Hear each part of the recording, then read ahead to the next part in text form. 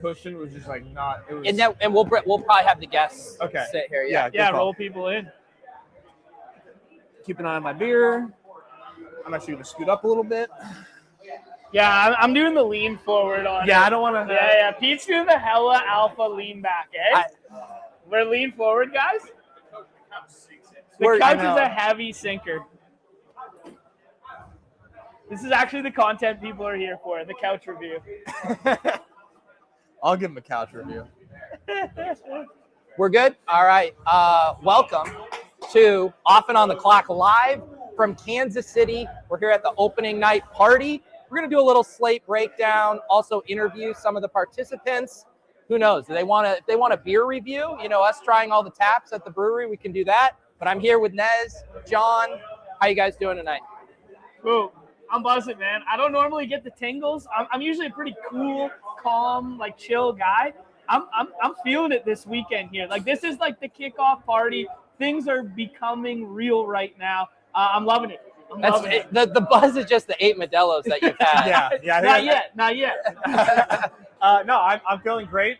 People don't realize this is a bit of a home game for me. Used to live in Kansas City, so feeling great to be back in the old stomping grounds. Bit of a narrative street for you all. But, I got to talk to a bunch of the participants. And, I mean, as always, man, when we come and do a dog bowl, the vibes are just literally off the charts. Like, aside from the good job that, like, Underdog does with putting stuff on, just like the vibes of getting to like hang out with everybody and talk with people is just like so unmatched. Like really just like a testament to the community for real.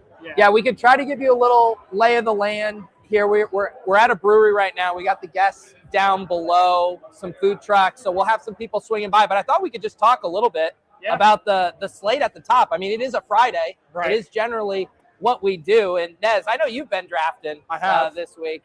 And John has been in the lobby trying to round up people for goal line stand drafts. Nez, I am literally in the lobby filling the lobbies. I am doing the Lord's work out here for the Underdog, the Black and Yellow Dog app platform right now. Yeah, we ripped maybe 15 of them in the lobby this afternoon with people just intermittently walking in as part of the community. The Strongholds, Jay Baconator, Nez, myself, were in the majority of those. Chris G and Crutches were in a bunch of them as well.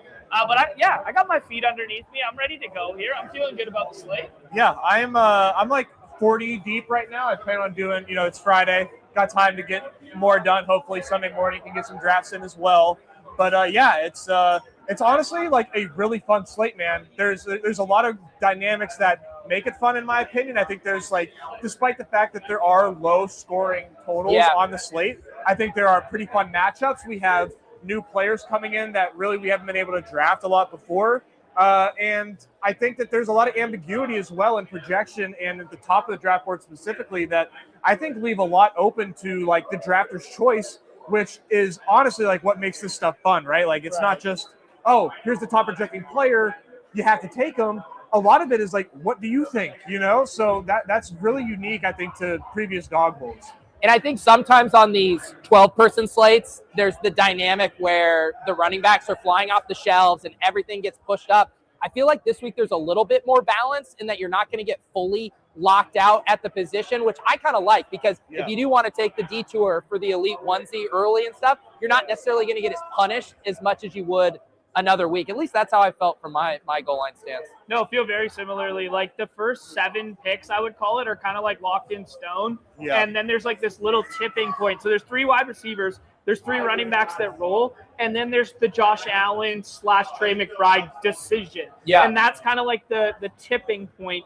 And then thereafter, your whole board in the 12 persons is green for the next like 8 picks. Yeah. So whoever rolls the back end of the draft board has some very interesting decisions like, hey, do you take a Josh Allen fall and then a running back? Do you do kind of like the double running back start, box yourself out of flex, and then try and put the pieces together? It creates some very interesting dynamics the way ADP is right now. Right.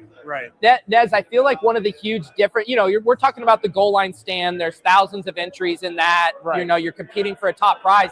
This is going to be a little different in that we have way less entries. Obviously, what is it? We got 108? 108. 108 entries. So I'm curious too, like I'm wondering what trends do you think we see in the big goal line stand versus what we might see in the drafts tomorrow as far as differences? Yeah, I think the big trend that you're going to see in the dog bowl drafts is like the running back premium increase. I think people don't want to be locked out of running back, aside from like some people that maybe have like 6 entries or 9 entries, of which there are very few. There are a lot of people this year that only have 3 entries, which is like the least you can have, obviously. Yeah. And so I think that's going to leave people playing pretty tight.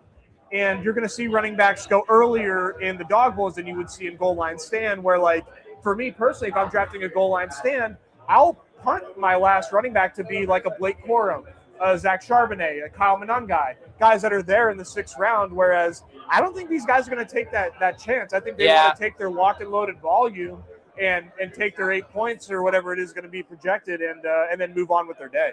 Yeah, very interesting dynamic for the dog bowl in particular. I gave the take this afternoon to some of the participants that I think I would lean really heavily into correlation, given that the field is only 108. I would be double stacking, I'd be triple stacking, I would be onslaughting in these environments. Like, we have one outlier total on the slate with that Bengals and Bills game, and it's really hard to put multiple pieces from said game together unless it's James Cook plus T. Higgins. If I'm someone later in the draft, because people are going to know when in which they're drafting, they've already been assigned their drafts. If I have like the 9th draft, for instance, and that's obviously my 3rd and final bullet in the contest, I'm looking to make a contrarian 3-man that nobody else has in the contest that I can run train on the entirety of the leaderboard if it hits. So, like, I think that's the wrinkle that's very different with, like, the goal line stands, the 6 persons, and the dog bowl in particular. Yeah. And I do feel like, I mean, that's kind of been the theme of the dog bowls all year, is slamming in projected points versus leaning into correlation and only having to get one thing right. And what's crazy is we've seen these lineups do both. The high end, our guy Crutches, who we might talk to here, he's all about getting the highest projected guys in there, has had success. But then you look at Sheep, he qualifies with Jahmyr Gibbs and a Jameis Winston double stack all from the same game, saying, I'm just going to get one thing right. That's all I need. And so I love seeing how that plays out here, because you're going to see the value hounds scoop up some guys who slide, while other people are leaning into saying, do I just land on the one game that hits? Yep, exactly. And I think what John said and what you said also holds true, where like people just want the projected points. And with the ambiguity of the slate, if you take that risk, right, and you go for that onslaught and you hit and you're right, I mean, like, that is just such an advantage, because nobody's really thinking that any one particular game is about to go nuts. But I think we might have some thoughts about what spots could like pop off as opposed to others, but I just don't think it's necessarily going to get played that way. And it's funny to think about this conversation in light of how things went last year, where you had the Sam Darnold double stacks. This was week 14 last year, where Jefferson, Addison, and Darnold hit. But then Allen went absolutely nuclear and didn't even really bring anyone along for the ride. And we saw a lot of naked Josh Allen teams also at the top of the leaderboard. So even when those two dynamics play out at once, there's still multiple avenues for getting to the top.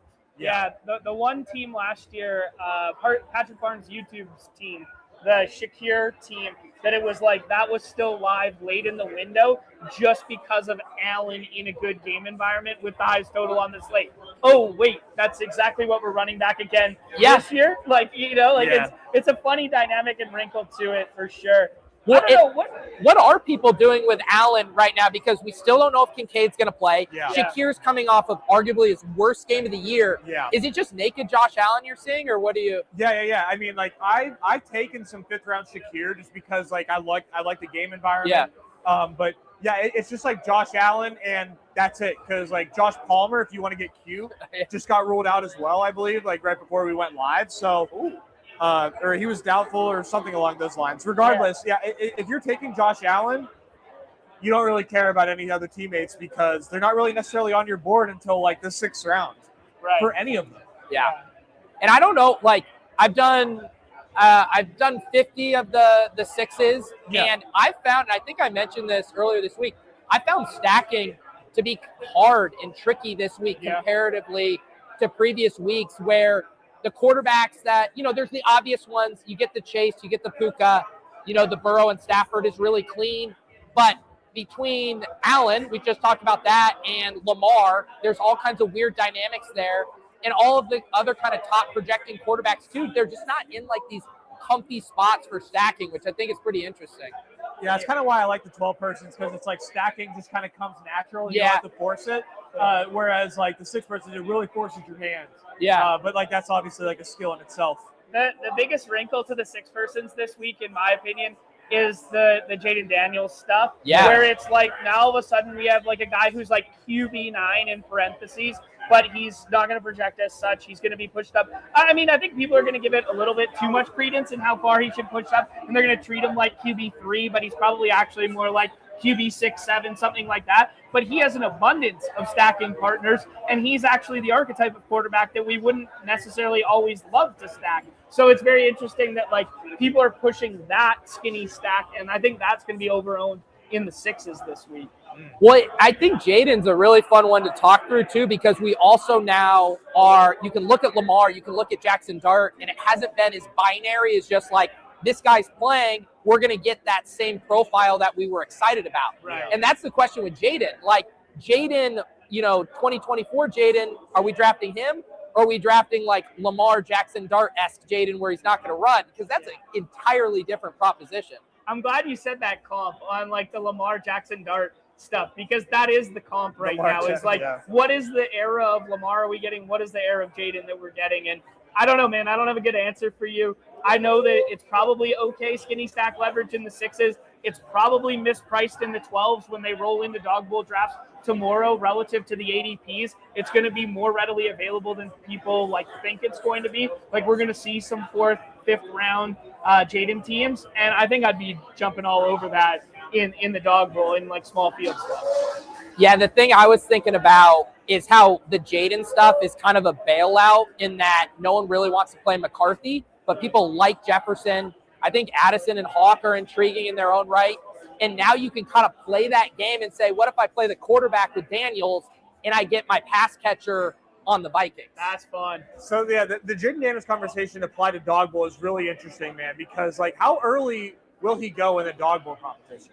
Where, like, not necessarily that people are price sensitive now, but the fact that we have a group of individuals that are very sharp and very projections focused, how early are we going to see Jaden Daniels go? And I guess we can kind of parlay that into a QB conversation in itself, because not a lot of really great projecting quarterbacks on the slate. Josh Allen clearly stands out. I think you could say Joe Burrow stands out in that high total as well.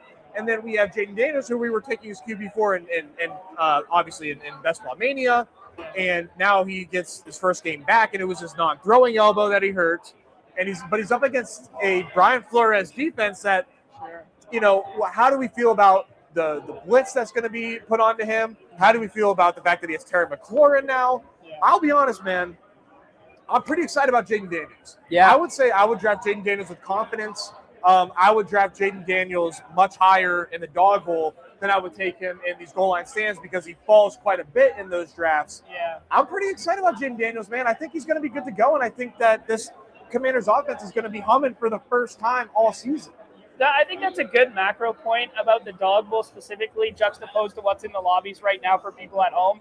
Because the stuff at home right now, like there's Jaden Daniel teams in the 6th round, right, constantly drafted with the Q tag. So it's a different conversation in that realm versus in the realm in which we're dealing with the dog bowl. Because if you think he's the 3rd highest projecting quarterback on the slate in the dog bowl, and you're in draft 1 and you want to set the precedent for everybody else going forward in said draft, you could just take him at the 2-3 turn. You could take him mid-second round, and nobody's going to bat an eye, but it's going to set precedent for the remaining drafts that afternoon. Right? Yeah. And they have to feel good about where Jaden Daniels is at, right? Because this is a lost season for them. Yeah. And we just saw what this Vikings blitz did to Sam Darnold. You're saying, hey, Jaden Daniels, welcome back to the league. Yeah. Against it, like, he's got to be fully ready to go if they're throwing him to the Wolves here. Yeah, that's a good point. Yeah. Makes him a decent stacking option because you can assume that they're going to be passing a little bit more, maybe rushing less. I'm not sure, man, but I'm excited about it. I thought Terry McLaurin looked really good with Marcus Mariota. Yeah. I got to assume it's a bit of an upgrade to have Jaden Daniels back. Yeah, and I was talking to Utica on my show yesterday, and he was saying just what an impact Terry has made for the offense as far as just opening things up for everything. 14 targets last week or whatever with Mariota. Yeah, I do think, like, that game to me is probably, like, the biggest swing skeleton key to the slate of like how that goes. Totally agree. Because there's such a wide range with both McCarthy and Jaden Daniels, where if they're playing at their highest level, and the highest level for JJ McCarthy is a low bar to clear, I mean, there's so many monster scores potential in that game. There are. That's one of my favorite games on the slate, honestly. I just think that there's a lot of ways that can like break very positively for everybody in that game. I have really no fear in my heart over the Commanders defense. I think that this is actually potentially, dare I say, a 9-week. I really do think that. Wow. Dude. Dare you say it? You dared. If you're drafting, let's say maybe from like the front side of the board, right? We're talking 12-person drafts in these dog bowls, right? Yeah. And you're starting, and those first 3 picks for you are going to be great skill position players. Potentially in that 2-3 turn, you're looking at Justin Jefferson. Justin Jefferson obviously having like one of the worst seasons that you could possibly imagine. Clearly the nut low for Justin Jefferson, but the way that this Commanders defense is stripped down and the way that they look right now, I really don't know if there's a better get-right spot for JJ here. And the potential to have the pace pushed as well with a decent offense on the other side. Like, I really think that there's a lot of ways where you're seeing the Vikings drop back and we see Justin Jefferson eat because, I mean, at some point he has to, man. Right. No, I'm not going to fight you on it, Nez. I like it. I'm just laughing because I was still getting comments because I posted the short from the Brosmer short when you were talking about fucking around and finding out. This is why I never have takes. Yeah, and people are in the comments saying you can still delete this, John. You can still delete this. I got roasted for my take earlier this week on the Swolecast. I wanted to see Brosmer in a non-awful spot. Right. Like I was like, let me see another. Let me see a week of Brosmer against this Commanders defense. Sure, yeah. But I agree with that. It's like it is an objectively good spot for the passing game. Yep. Like if Jefferson can't put up a floor of like 80 yards and a touchdown here, it's just not happening. It's just over for the season. It's over.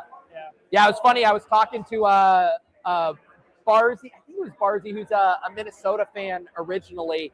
And he was just saying how like hard it is going to be to pass on Jefferson. Where I'm just like, hey, the projections are in your favor this week. Like, It's not just an IKB. Like, what if this is the week where he hits? It's like his underlying usage has still been awesome. I know. I'm the chat is asking if I've been drinking too much. They're curious if my drink is spiked.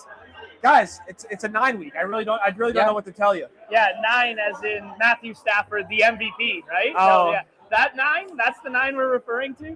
Oh, go ahead. No, I just wanted to hone in on Dog Bowl specifically this week. I mean, as you guys can see on our cards, no stickers for your boy. But, like, if you guys had your 3 bullets this week, how would you be like, yo, this is my plan? Like, I'm genuinely curious what you guys would do. We know Nez. 9, 9, 9. Yeah. 9's up. That was 8. 9's up. Yeah, I mean, the first year I was in Dog Bowl, you guys may remember, may not, I was like very QB pilled, but that was like a Josh Allen week. I thought there were some pretty strong QB plays on that slate where I was like, okay, let me like lock these points up. This season, I do think I am way more like projection pilled, and like depending on where I'm at on the board, I'm really trying to lock up those really, really strong flex plays and then go from there. And that'll dictate whether or not I'm punting QB or I'm punting tight end. I'm really looking at just like best player available, identifying the game environments after the fact. But before then, just looking for guys that I think project the best. And obviously a lot goes into that in terms of touchdown equity, implied totals, things like that. But I would be pretty tight-knit from the first 2 rounds. And then from that point, I'm going to where I think I can get different and where I can maybe stack up against a correlation on my side. Okay. Yeah, I can see myself blending it, have one where you're just stacking up those projections and one where you get into a few of the games in the stacks you really want to attack. I feel like another fun game to discuss is Jags Colts. Mm-hmm. Because that one, you have 3 wide receivers, on both of those teams. I guess like Downs, Parker, Washington, maybe not quite is in the conversation, but 2 viable tight ends, 2 top 4 tight ends, 2 quarterbacks who, well, Dimes isn't rushing anymore, but, you got some upside there. And then JT, obviously in the mix, ETN getting drafted. To me, that's like a choose your own adventure. 47.5 point total too is not bad. That one could also swing things in a big way. Yeah. What are your thoughts? That game in particular, I wasn't like. I think this Daniel Jones leg thing is like way worse than anybody's letting on right now. And like, I'm not particularly interested in Daniel Jones when he's not running this week. I think a lot of that stuff that Pete just laid out is bullish sentiment for JT. Now JT's going up against like a really tough run defense, obviously, but like I like the JT angle of playing Colts stuff this week. I'm honestly matchup pilled in this regard, where I like this spot, and I like it because I think it sets up really well for the Colts to have to drop back. And you were talking about the Daniel Jones fibula injury, which is clearly a problem, right? He's got a broken fibula. Ouch. What I see that as is, okay, less scrambles, right? With these dropbacks, we're either throwing it away or we are targeting the receivers. Right. And we have Alec Pierce, we have Michael Pittman, we have Josh Downs, we have Tyler Warren. I think the pass catchers are really in line for nice nights, and they are really, really cheap in these drafts. The Jags have been really, really tough against the ground. Obviously, we're talking about Jonathan Taylor here, so, like, how much does that matter? Personally, I think the Jags have enough offensively to be able to push the pace against the Colts, and maybe the Colts can't lean on the run as much, and they have to play more aggressive, and they have to drop back more. So I'm honestly really into Michael Pittman. I'm really into Alec Pierce and Tyler Warren as well. He's a pick 23, so obviously it's a pretty high premium for a tight end. But I'm really into that Colts passing game, and pretty much all parts of this Jags offense right now I really like with Sauce Gardner out. I've done a 180 on the Daniel Jones thing, John, because like the beginning of the week, I was like, what's the point with Daniel Jones if he's not rushing? The exciting thing was he poaches a couple of the goal line carries, and all of a sudden you have this massive score and leverage on JT. But the way he was throwing the ball downfield to Pierce, and then this matchup is good. Like, I think you can throw on the Jags. And so, if it just results in more pass volume, I'm like, I think I'm back around on it being okay. Yeah. And also, it's a pretty flat quarterback slate, too, where if you just treat him as a pocket passer who has good weapons, it's not that bad. No, I think there's a lot of smart people in this room that agree with you right now. Because a lot of these guys are talking up Alec Pierce as like one of their favorite clicks in like the fourth right now. Ooh. Yeah, and like there's some sharp guys I was drafting with. They're probably mad at you for that. Yeah, in the goal line stand today, and they were hyping up the Alec Pierce and that sort of stuff. I found myself this afternoon going to different game environments. I was doing like to pivot back to what I asked you guys. I think I would build out 3 contrarian double stacks, and if I had later drafts and I knew they were genuinely contrarian, I'd really be forcing them. So I would be doing like some Caleb plus DJ Moore plus Loveland. Okay. I would be doing like Tyrod AD Mason Taylor. Or like Tyrod Brees Mason Taylor. Like stuff like this that like nobody's doing. Nobody's doing it correlated, and it can push you up. And those spots, like, Jets Miami game, I gravitated more to than the Jacksonville Colts game. I like that spot too. Yeah. I love like those the stacks that you can do with the last 3 picks. And that kind of speaks to where we're blending these 2 concepts of projection and correlation, where first 3 rounds, take the best player available, jam it in, and then you go AD Mitchell, Tyrod, Mason Taylor. Right. And you get the best of both worlds of the correlation with the highly projected players. I do think it's a little trickier, say like the Dolphins thing, where you do have to spend high picks on Waddle or Achane. Not that you don't want to correlate with that, but we just see time and time again, like if you hit, I keep having the Winston one in my head where it's like Wandale, Winston, Theo, all the last 3 picks, and then you're able to just jam in highly projecting guys early. Right. Speaking of like projection versus matchup and whatnot, just a bit of the running back conversation here. 2 guys I want to ask you guys about who project really well because they are really, really good running backs, but they are in 2 of what I would consider like the worst spots on the week. Bijan Robinson, who's a first-round pick, and then Ashton Genty going up against the Broncos here. How would you guys feel if you're on the clock and you got to face these 2 picks, and you're up and these guys are looking at you, top player available when you're on the clock? Are you worried about the matchup for Bijan or Genty given their respective prices? I'm worried about the Bijan one. Yeah. The Bijan one, if I'm faced with the Bijan decision at like 106, 107 in the Dog Bowl, I think I would opt for building a Josh Allen or a Trey McBride team. Really? I would genuinely build out the Jacoby Brissett angle of the Trey McBride one before I did the Bijan on his own. What's the concern with Bijan? He's been awesome. Yeah, he's been phenomenal, but like the goal line work gets taken away by Algier at isolated times. We saw it literally last week, even though he still put up like damn near 30 fantasy points. He was the highest scoring guy on the slate, but he still gets a goal line carry ripped away from him. And then Seattle's just rush defense has been incredible. Yeah. Like I think one rusher over 63 yards against them or something like that.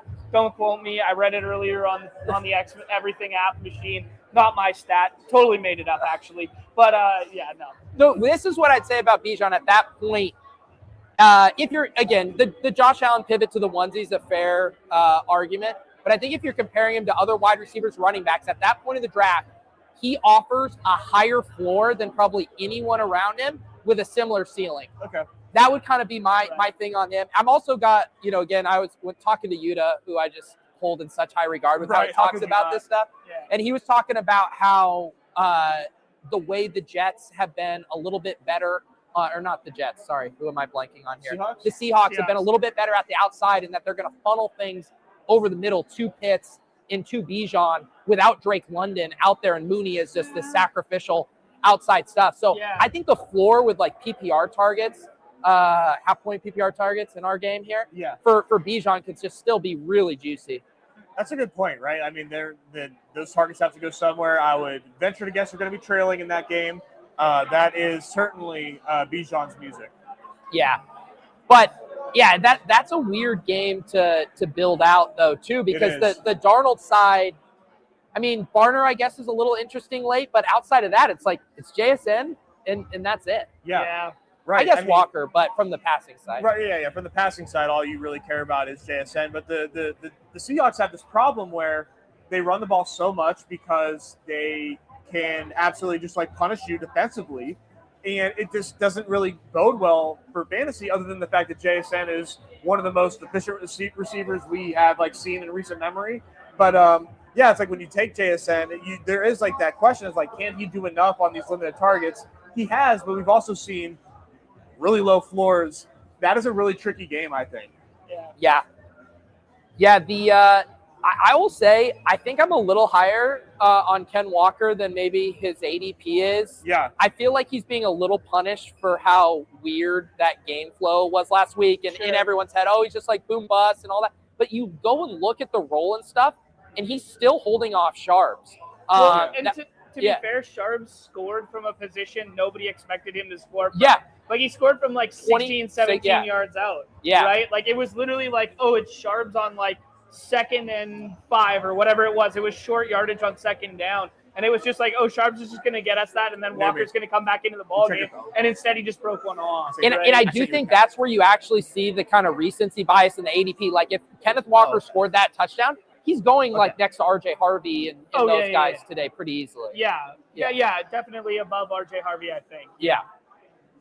But that one, what do you guys think? Because I feel like the Rams and Cardinals are just so straightforward in how you play that game just because it's so condensed. Yeah, the interesting side of that dilemma is the Arizona side, where it's it's so condensed, where it's people are playing Michael Wilson, they're playing Jacoby Brissett, they're playing Trey McBride. Right. But then there's no other wide receiver. There's literally Dortch is ruled out. There's no Zay Jones. We got Amari DiMercado ruled out as well. So it's we're about to talk about my favorite sleeper on the slate. Are we really? I'll set you up. It's Bam Knight, man. Okay. The disrespect on this guy, Bam Knight. Yeah. He's had a touchdown in 3 straight games. He's had a minimum of 3 receptions in 3 straight games. The game against San Francisco, he had a 50-yard touchdown run called back. Yeah. This guy is, you want to talk about floor ceiling combo in the 5th and 6th round? I don't think there's another player that can give that to you like Bam. And people be afraid about the matchup, but he's got juice too, man. He can break it and run to daylight. Yeah, I like that. I mean, the only knock would be that Michael Carter's taking so much of the receiving work, had 5 receptions for whatever it was, 45 yards. Don't have it in front of me right now, but something like that last week where it's is Michael Carter good enough to be their 3rd receiving option this week or something when they're so banged up at wide receiver? But I like the Bam Knight shout in a big way. It's also leverage off the Trey stuff because Trey goes in all 9 drafts in the dog bowl. Trey goes super high in the 6-man. Yeah. If you're getting 30, I don't know, what would you guys say in the 6-man's Bam Knight? Less than 20%? Less than 18? No. He'll be less than 5% in the 6. Yeah, he's RB20 right now. Yeah. I think Trey McBride's an interesting conversation, man, because you talked about the big six particularly, right? Sure, With the big three, top three running backs, Yeah. and then the big three wide receivers. Does Trey McBride crack that wide receiver range? Because everybody here is very Vort-pilled, right? They are very much aware of the value of a replacement at tight end. We're talking about a tight end 5 of Kyle Pitts. Do we see Trey McBride crack that top 6? I don't think it would surprise me, right? I don't think he was going to surpass Chase, Nakua, or JSN truthfully. Right. But, like, the projection that you have on Trey McBride is such that, like, I think it kind of warrants a conversation. Yeah, I mean, you're forgetting that Crutches is in 3 of these drafts here. Okay. And he's the Trey guy, man. He is. If he doesn't roll one of those spots in the first 2 drafts, he might be the guy who vaults up Trey to make sure he has one of those Trey, Jacoby Brissett skinny stacks. I think it's a more interesting conversation in the 6 persons and the dilemma what to do with Trey there. In the 12s, I think it's just kind of like a stark tier of like those 6 go, and then it's choose your own adventure between the Bijan, Josh Allen, and Trey.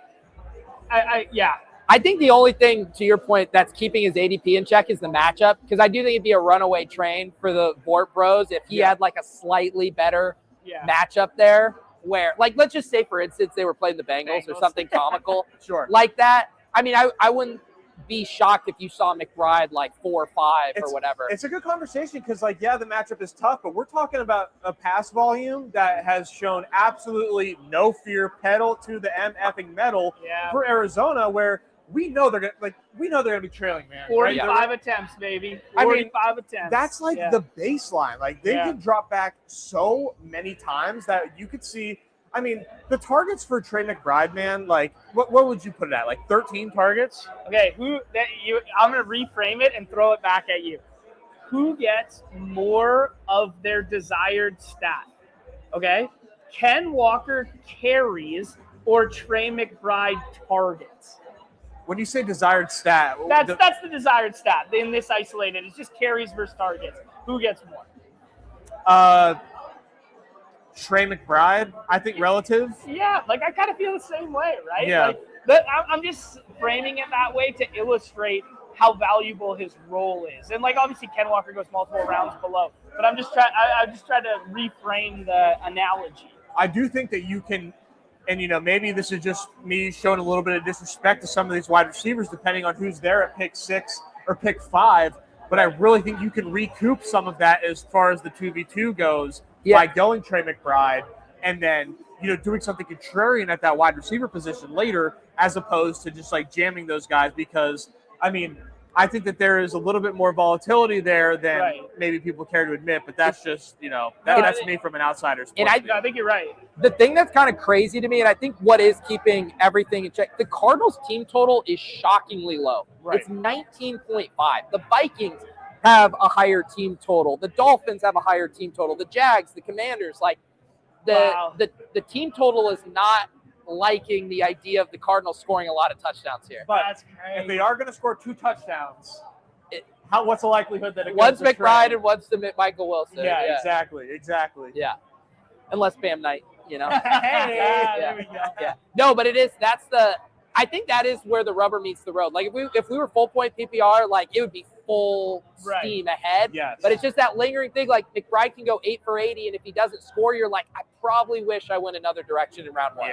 Yeah, it's a good point. What other? We'll get some interviews going here in a sec, but you got some other spots you want to talk about? Let's go scrolling, man. Let's go scrolling. Let's go position. Let's go. So speaking of scrolls, right? As far as like game spots go, I think we both like our what would have been our slop it up of the week. Mm-hmm. I think Saints and Bucks. Should we do our usual and build one here? Oh yeah. The chat's ready. They're ready for a link. Are they? They're like piranhas. Okay. Give us a pick 'em. Yeah. No, I like that game for sure. I want to say that when Pete brought up spots, I think the most interesting spot on the slate, based on how some of the Q tags are going, the perception of the frozen tundra, like this sort of thing. Okay. I think this divisional matchup, Bears-Packers, like Pete just laid out how sneaky low the Arizona total is. And like nobody really wants Caleb when it's like more condensed. nobody really wants Jordan Love when it could be more condensed if the Q tags break the wrong way. Yeah. Like, you know what I mean?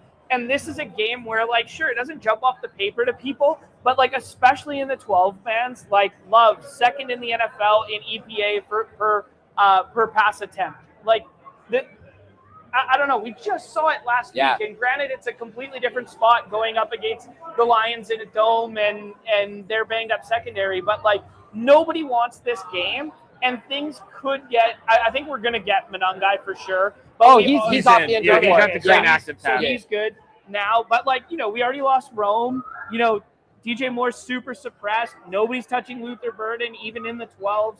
Like, Loveland's tight end 12. Luther Burden has to be getting drafted now. He will now. He probably will now. But even this afternoon when we were drafting goal line stands together, I was the only guy who took him in like 5 of them. Wow. So it was I found it. I don't know. Nobody wants this game. So I just think there's going to be crazy leverage, whether it's dog bowl, whether it's goal line stand. I don't know. How do you guys feel about it? Is it just like a stay away for you guys, or what do you like? I mean, I thought that this game was going to come in to be overhyped, and then like the hype kind of died down because both these teams are coming off really like nice wins, right? But then, you know, the total came in, projections came out, and the hype kind of died down. I really like what you talked about, where like if Caleb has success, where's it gonna come from? Who's gonna have success with Caleb? And that's something that JM always talks about with Pete. And I love that as far as, like, where is the success going to come from? Now, maybe Loveland is, like, a bit thin because I think Kmet's still a thorn in his side. But I think Luther Burden, man, now that we can, like, damn near guarantee this man is going to be getting more snaps on the field, I love a Luther Burden to Caleb Williams stack, man. Like, I love that. Dude, and that could literally be, like, owned in, like, 1 of 1 in the dog bowl in the last 5 and 6 Oh, yeah. Like, if you're sitting there on the clock in the 9th draft and nobody's stacked that yet, I would just – close my eyes and stack it. Like, easy for me to say sitting on the couch not competing for 200,000, but I would do it. I think in my heart of hearts, I think probably the way to do it is one off Loveland or one off Burden. And just, I mean, they both had 6 targets last week. They were tied for the team high in targets. Now you remove Rome, see if you can get the one alpha game there. How about this on the other side? Do you think anyone will have the stones to take 6th round Jaden Reed tomorrow? Is Dobbs getting drafted? Yeah. Okay, because I was going to say if he wasn't, you take Reed and you could swap that, and that's not bad. He's going to go even earlier in these drafts. Like, the goal line stand isn't a great representation, but these people got access to the projections. They're going to take Dobbs in the 5th round, I think, most of the time. I don't know if you guys have heard. Dontavian Wicks learned how to catch. So, I don't know, baby. They swapped hands. Yeah.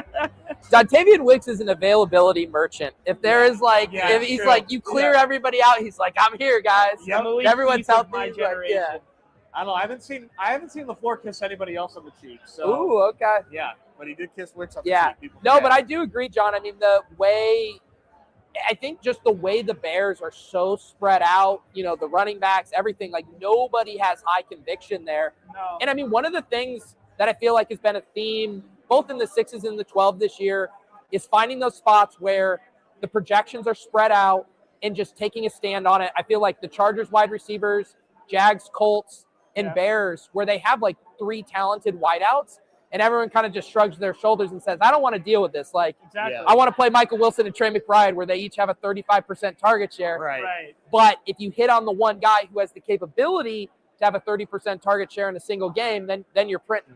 Right. Yeah, 100%. Can we build or are we scrolling? Yeah. I mean, why don't we both talk about that Bucs Saints game and maybe build a little pick'em here as we talk. Here's the first one. Devon Bailey's crazy underdrafted in the goal line stands. Here we go. He's crazy underdrafted in the goal line stands right now. What is dead ass, man? Does he even have a receiving yard total greater than 40 right now? See what he is in the lobby. 35 and a half. Hey, get Jack, scroll on your app right now and give us a pick'em to put in the core. Let's get a 4-way core going here. Yeah. For what sport? What? We're talking football, baby. College tomorrow. Okay, true. No, but let's see. You guys have been good with the picks this week. Low key. Who's keeping track? There we go. No, I really want to get in on this Tampa Bay Saints game. I really think this game can really exceed its total here. it's a low total, understandably, right? We're talking about a lowly Saints and the Right. Bucs that have been underperforming, but both these defenses, I think, set up to allow points, especially the Bucs that have been really, really big on the pass funnel. And Shuck honestly has been holding his own, man. Yeah. So you like Vele, I like Chris Olave, I like Jawan Johnson. Do we think Devin Neal's role is better now that like we saw Taysom last week only have one carry? Why does it say pickup's not available by location? Are you are you logged in as yourself? I sure am. There you go. You're back. I had to get to champions. Yeah, you had to switch to champions. We're good. Okay, let me see that Vele number just for a hot second. Right there. I know we do, but my Steelers are a joke. What do you like here for Vele? The receptions. Yeah. Receptions or targets, I'm fine with either. So Vele, is he just like 100% of routes type of deal? Look at that 8 for 8 against Miami. His role is actually insane, and nobody's like on it. All right, Vele receptions for a little bit of plus money has my full attention. I like that. Yeah. And you know, when you do receptions, you can typically get passing yards for a little bit of a less of a dock here. So I'm just going to go ahead and put Tyler Shuck on there for passing yards. We can boost it if we would like. I need to get Bucky Irving in this. I was just going to Bucky here. Yeah. I do have this shared on the screen now, so people should be able to see this. Okay. I am fully in on one Bucky Irving here. I think scrimmage yards. I think fantasy points. What's your take? No, I was just gonna ask you guys. Like, Sean Tucker effectively got cut out last week, right? Like, is there any love for anything else on Tampa other than just playing like? I like the spot for Igbukah this week. Okay, you do like it? Yeah. Okay. All right. Igbukah's not bad either. We're talking 10 fantasy points in the pick'em lobby, 53.5 receiving yards. What did you like for Bucky? So Bucky, I think scrimmage yards, fantasy points, any of that. Honestly, I really like the touchdown being 1x. Yeah. I think that might be my favorite. Igbukah, I think you take the fantasy points. Okay. I mean, I guess his fantasy points are pretty touchdown driven, but I think he can still get there even without a touchdown at 10.25. Yeah, and I think if we're like what we're talking about here is this game being more competitive than what is being projected for. So like Igbukah, like the 10 fantasy points, obviously receptions are included in there. We still don't have Mike Evans. I like putting Igbukah fantasy points in here as well. Now that I am at the computer, I can pull up some of your comments. You can rest assured that this pick'em is not on site credits. This is my own hard-earned money. In fact, if you could send in a $25 super chat to cover this entry, that would be great, Blake. I'll post a link to the chat right now. Okay, so what did we get it locked in at, Nez? 8.36? Yes. Actually, my link might not send because I am not Peter Overzet, and it might. Well, Nez, should we get to 5 so we get we'll get up to a 20. Yeah, I'll reuse it. Well, we got to do a little bit of sliding if we want to get to 20x. But we're looking at right now Bucky to score touchdown, Vele for 4 receptions, Igbukah 10 fantasy points, Shuck passing yards. What if we got in? Because I think if we just have a 5th, like I just want to see what Jawan Johnson is. Okay. Or we could look at Devin Neal too. Devin Neal's definitely going to be out there, man. I think Devin Neal receiving yards makes sense. Yeah. It's just going to be tough to get there. It fits the narrative, but we got to slide somebody, man. Yeah. And with the way that we have this currently set up, it's going to be hard to slide the Bucs. So we might be looking at a bit of a Shuck slide. I think we do the Shuck slide. I mean, if we go 250, that's heavy. We're talking 35 extra pass yards. Yeah, that's true. Okay, Shuck 250, and then Vele. We like Vele. We already think this is undervalued. If we go Vele 4.5 with the Shuck 250, 18x for 5 picks here. We threw into Devin Neal receiving yards here. Oh, yeah, let me get the Neal back in. Yeah, that's just the base receiving yards for Devin Neal. Okay. Yeah. All right. That gets us up to the 18. Bucky Irving, Tutty, Igbukah over 10.25. Shuck 250, Vele 5, Devin Neal 18. Yeah. And then on. Well, yeah. And then once you are there, Yeah. you're gonna have to post the link because I don't think I can post links because YouTube is worried that I'm a bot. Am I good, Luke, if I'm holding this here? Okay. I just wanted to. The comments are pulling no punches, so they will let us know if anything is awry. They're pulling no punches. We got some tough guys. Yeah, I got to be honest. There was some chat early on. They were saying that I wasn't close enough to Pete, and honestly, it's just a cushion thing. And this is, you may be wondering why this spot is empty. We're going to have some guests on. We're going to bring some people on. We're going to talk about how they're feeling about the Dog Bowl, how their experience is going so far. And people are worried that the couch is uncomfortable. It's not uncomfortable. It's quite comfortable. But I don't want to look like a slob and to be slouching on a nice, comfortable couch while I'm trying to do content. I'm trying to be professional about this. So I think John just went to grab us an interview as well. Look at this. Yosh sent in a $20 super chat to pay for this entry. This guy's a legend. 2 teams left in the eliminator right now. That's unbelievable. 10K times 2 equals 20K locked up. I'll have to double check that math, but that sounds right. Shout out to Steampunk Mario. Yeah. An absolute legend. People were talking, what if you face yourself in the eliminator finals? He's on a mission to find out. Yes. That would be the greatest sweat of all time to meet yourself. Oh my God. That would be so fun. So fun. I'm just picturing memes like the Alex Rodriguez, like looking in the mirror meme. And God, yeah. I hope that happens for you there. This is my first time catching up on the chat here, so let's see what you assholes have been saying here. Ooh, Jetstrap Bronze. You got the Nez is looking like Goldberg with that. Oh, it must be the watch. Sorry, if this is blinding you. This is simply a Casio. You can get this $20. Yeah, you can look as good as me. Exactly.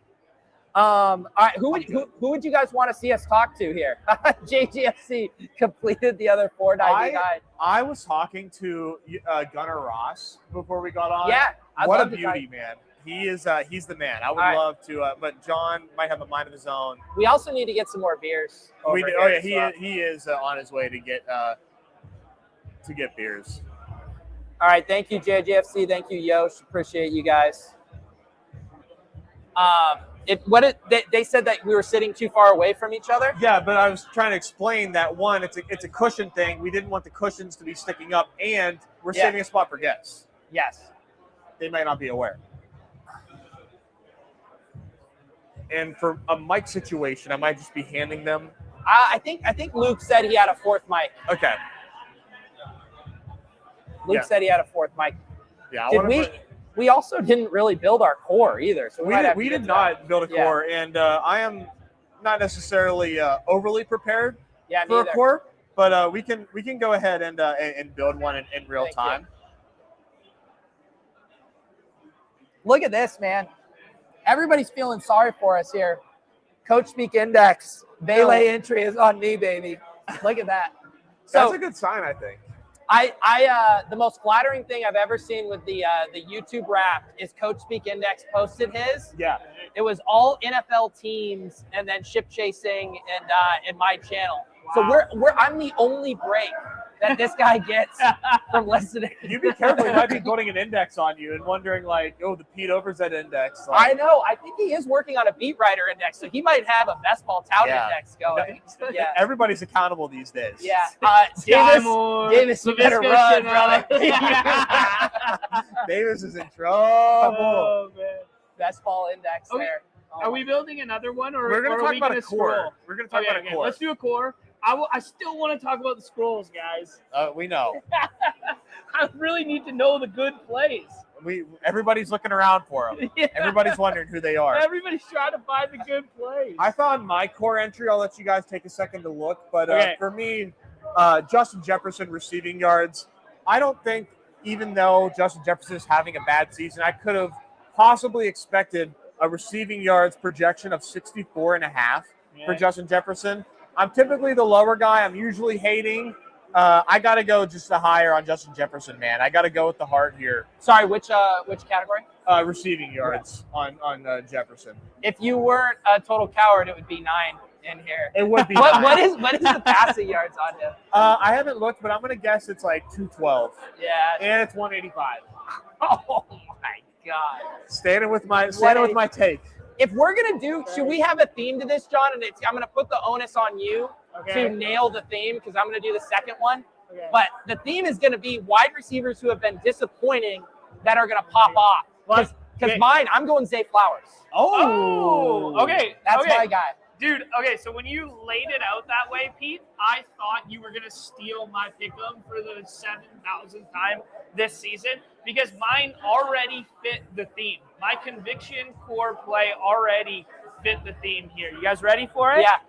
Deebo Samuel. Okay, this is been the thing. disappointing Yeah. recent memory. I got the higher on the fantasy points. Okay. Like 795. Wow. We can get there multiple ways, Wow. right? Yeah. We can get there with the quick receptions based on the blitz concepts that they're being thrown at him.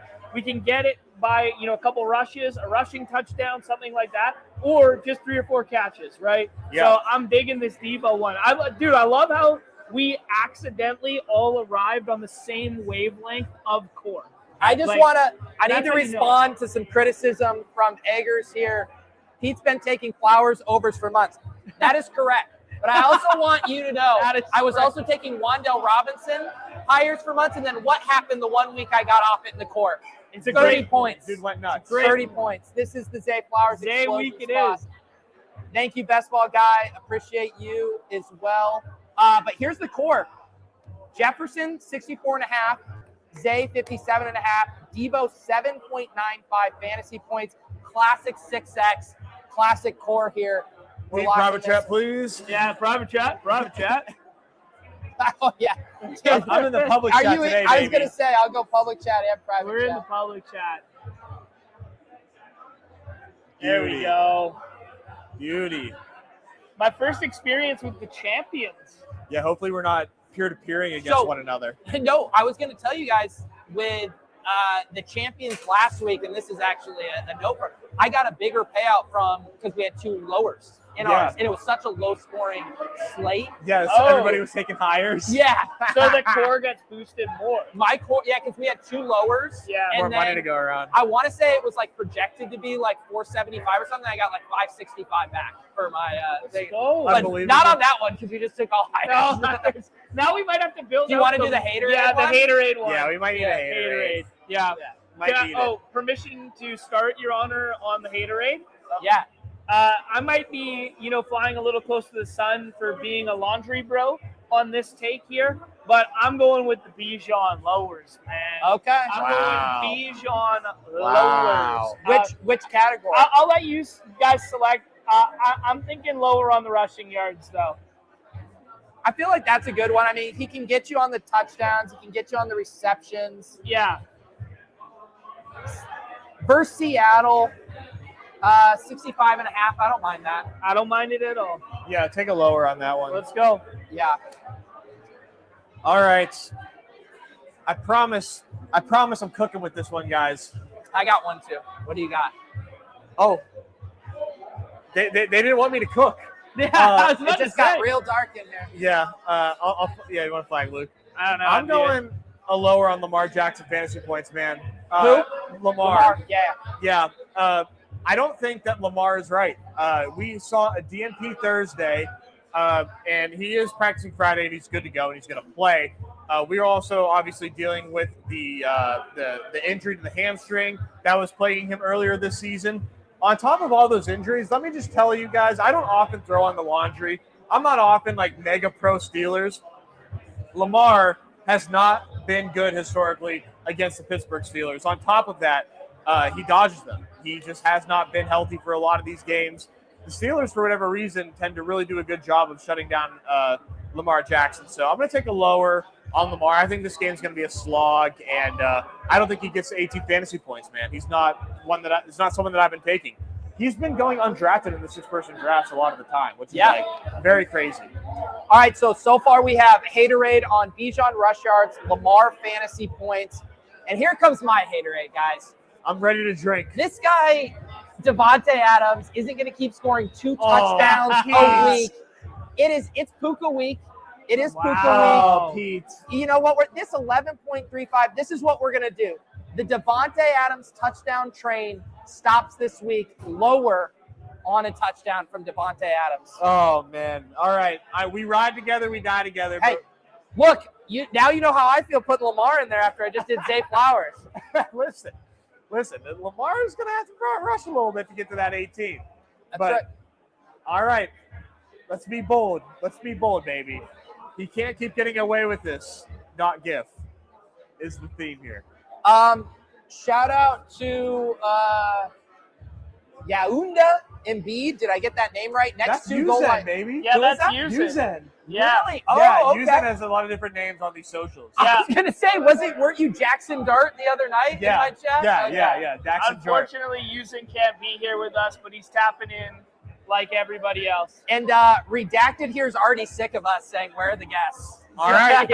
Well, I had one in mind. what if I was talking to Gunnar Ross, and I really like to bring our We guy. could also hop in a goal line stand here if we want. Let's rip one draft, the three of us right now, then get Luke to fix the light, and then we'll rip a couple guests. Yeah, we need the light fixed. We need the light. So, Also, I'm gonna have to take. Let's take up the screen time right now with a goal line stand. 5 more. 5 more? Yeah, I'm also gonna need get to it. be excused to be relieved for a moment Just make as well. sure you mute your. I know, mic. right? Yeah, that's what I was trying to figure out. Okay. Okay, 9 more. Oh, I'm in the next one. I'm in the overflow, and I'm sitting beside you. You didn't get the draft. John is on a John delay. Good, clean fun. Sorry, I'm gonna need some scroll help. So, all right. Yeah, actually, this is a nice little pivot talking about the 12s to like some of the scrolls and stuff. Yeah. That we're digging. I just can't shake the notion that like some dusty double stack is getting home. Like that Caleb Loveland one plus insert wide receiver, that Tyrod one, like even the JJ one. Like I'm not opposed to. Like if you want to play 9 and you want to, I don't know. I know you were a big time proponent, Dog Bowl V1 of Desmond Ritter. Desmond Ritter went off. Yeah, the Desmond Ritter, Drake London. Wow. Yeah, you guys really trying to get me on that. Pitts scored the first touchdown. And it was the Jake Browning. Yeah, week 2. And Nez wanted to play Justin Fields in the first round instead versus the Lions. He actually did okay. And he was fine. What was John and I with just no stakes to our takes? Just being like, just rip it, Desmond. Just rip it in, buddy. I would have done better had I listened to my friends without any nerves the one involved. thing I remember from that thing for your takes was you were loving James Cook. You got James Cook. You had an awesome game. That felt good. Yeah. That felt really good. I'm never gonna forget that. Actually, maybe that's a good reset for the people here. Had Hope dig it up this afternoon.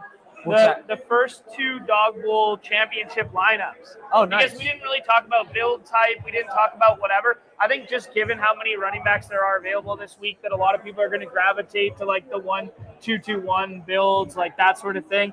But the very first Dog Bowl winner was a Justin Jefferson in the first round, George Kittle, Najee Harris, Jordan Addison, Sam Darnold, Amari Cooper team. So that was Dog Bowl 2. That was last year. That was last year's winner there. That was Best Ball Vipers team from last year.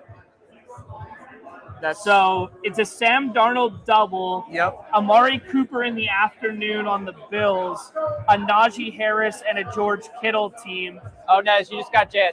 Is that who you wanted? Oh, no. Yeah, that's fine. That's fine. And then Dog Bowl 1, shout out John Curick. He went Travis Kelce at the 102. So bully tight end starts the room off with Travis Kelce.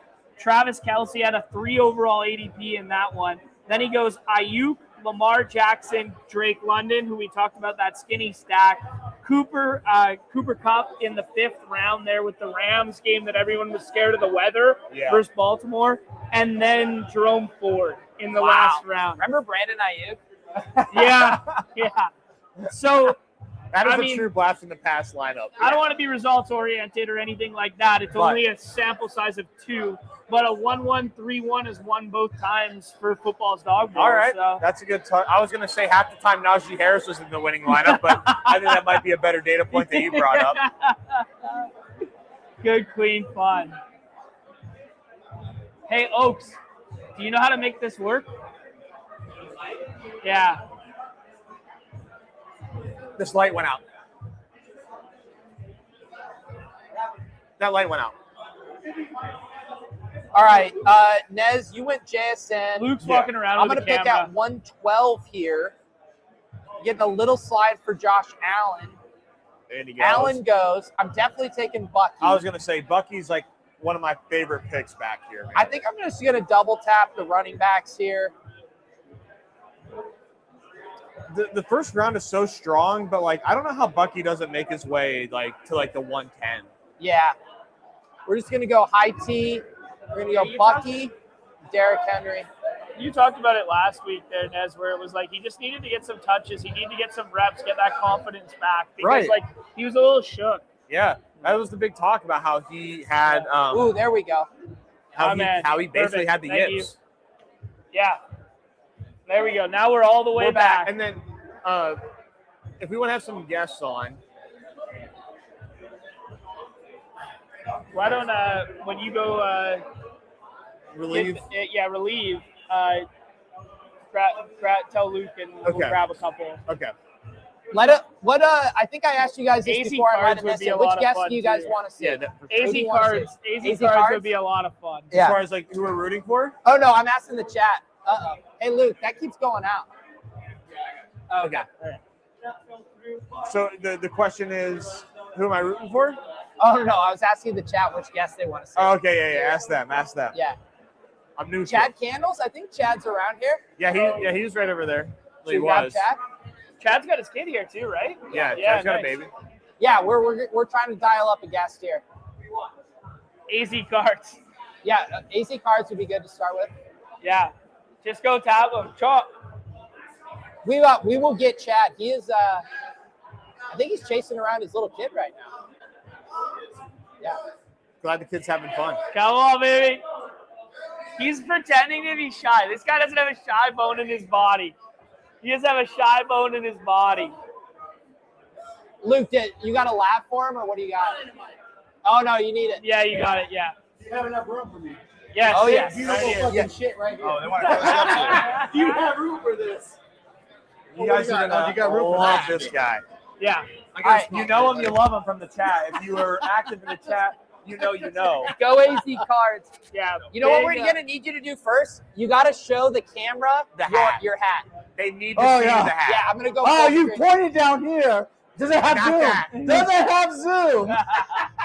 I need Zoom. Hold on. Yeah, drop it Can in you do there. it? Here's the beanie. Let's go. All right. Look at this. This is a homemade one-of-one edition. If you are in the Discord, you are familiar with this shirtless John emoji there. Look at that. Team Warner. How Wow. sick is that, man? Look at that. One of one. Are you going to be commissioning those if people want to buy them? Oh, no. You guys can if you One want. of I'll one. give you the then. I don't need to make money. All right, get in I'm here. just here for the beer. Yeah. You're gonna make 200,000. Are we this drafting week. this week? I don't know There what you we're go, doing. baby. Dude, All right. welcome. How are you feeling, man? What are the vibes like? 12 deep. Well, I've been drinking since 8. I got on the airplane. I'm like, I'm good. dude, and those are You the know what my vibes. studying is? It's supposed to be your show. Like, I haven't listened to it. I heard everyone's complaining you're not giving any gems out. I haven't listened to this yet. I gave out some. Oh, we You just guys got, did? yeah. All right. just gotta dust the dirt off of it. All right. All right. I gave out a Yes. Justin. A So nine. the secret is a Hawk Tour will win. Whoa. 'Cause I'm Going drafting back- it. going I'm back- drafting it. The mathology playbook right Yes, there. it Heard it is. here first. Somebody's got to do it. Somebody's gotta got do it. All right. So give the people a little background. Some people know your username, recognize you. Tell us which week you qualified. Here for I don't the know, dog. 3 or 4. I can't remember. Yeah. It was early. It was early. It was the Mason when the first week that Jones got hurt. Yep. And he was out early, and I picked him, like, I think it was like the 3rd round or second. I got him real early. So it was JT Mason. Nice. Right on. Yeah, so is that one. And is it? I feel like I do notice Arizona Cardinal homer bent to your teams. I feel like you always do have some little Cardinal sprinkled in there. Oh, no, I'm smart. I don't. What are you talking about? The Cardinals have been a fantasy printing press the past 6 weeks. McBride has helped me with my home leagues. Yeah. But not really. Actually, no, Murray is one of my highest best ball. Oh, Murray is one of my highest best ball ones. Because I did a lot of I did some McBride, but yeah. Murray, I want to do Murray later. I liked Murray, so That's it unfortunate. sucks. That's unfortunate. Yeah. But you got to be It happy happens. with this Michael Wilson breakout. Were you always a believer? I mean, the dude's handsome as hell, but were you always? You know what there? Michael Wilson is? It's the new Kristen Kirk. Yeah. Okay. Just the right section. It really is. It's just give him the right thing. Ball Right. knower. No. New pump guy. No, Arizona ball knower. Yeah, there we But go. it's Kristen Kirk had his breakout during the right times, and that's what Michael Wilson is, man. I like that. I like that a lot. Yeah. Good. Winning in the soft spots. So is he winning the real underneath. slot demon? No. Okay. No, never. So you clearly right now couldn't be less stressed. What do you think your vibes are going to be like tomorrow? I'm drafting on my phone. I don't have a computer. I haven't. computer. I watched 3 videos. I don't give a shit. I'm just gonna have fun. That's good. honestly. I am getting cheers. I am getting my money through here. I brought my dollars. Wife, you want to come? No, my brother drinks a lot more beer. Let's get our fucking money worth. I'm sorry. Let's do the No, It's you're good. good. You're No, good. you're fine. We're cursing our freaking butts off. Yeah. I wish I was drafting against you though. I'm Charles. Team Warner, but I want to be drafted against you. Dude, I appreciate it. Well, I'm going to probably max the goal line Sam, so if you do want to get some friendly competition in, There we I'll be go. in those streets for sure. So, okay, you're all vibes, you're chill, you're relaxed. Are you willing to give out a little bit of alpha? What do you think you're drafting? What do you think you're going to I already said Hatua. You Going for it. That's it. I'm gonna tell you now, I don't care what he was like. If I get Achane and Waddle, for sure I will do fucking Hatua. Waddle, maybe. But honestly, it's different this week. I think I want to. Yeah. I'm gonna do it. Okay, I'll give my alpha. I think I want to do one draft where if it falls right, I'm gonna take all the value. So I don't do the rings. The other two I want to get off the beaten path. I want to do games people don't. Everyone's gonna go with the rings. So either I'm gonna win or I'm not gonna win. You know what I mean? That's the thing. I love the binary thought process, Yeah. right? I'm either winning it all or winning nothing. No, that's the thing. It's gonna be all or nothing. Everyone's gonna go and do their thing. Do the whole I want this game. You know what? Depends where I'm at. Maybe I'll fade Cincy and Buffalo. Right. Sure. Yeah. You know what This I mean? guy's talking Someone's- local. Nobody's getting that one. I'm just saying, it's gonna be cold out there. Screw that. And if people aren't familiar with the lore, so last year Mathology did the Hawk Tua team with TJ Hawkinson and Tua. And did it finish top 5, top 7? Yeah, I think it was top.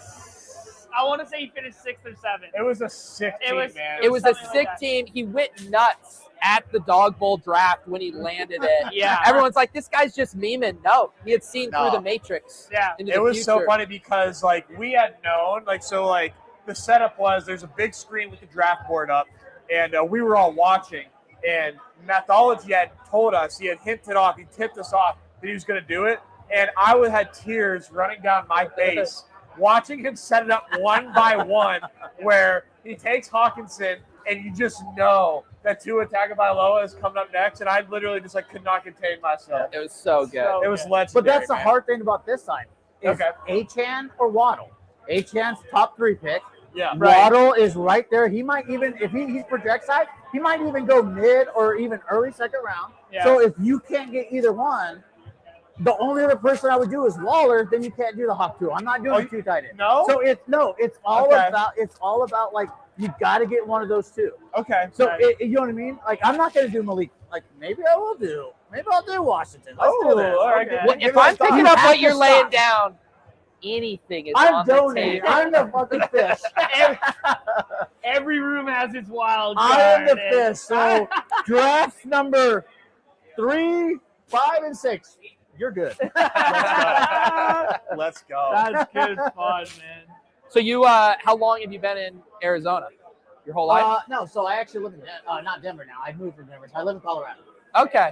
So I lived in Arizona, grew up in Arizona for most of my life. Gotcha.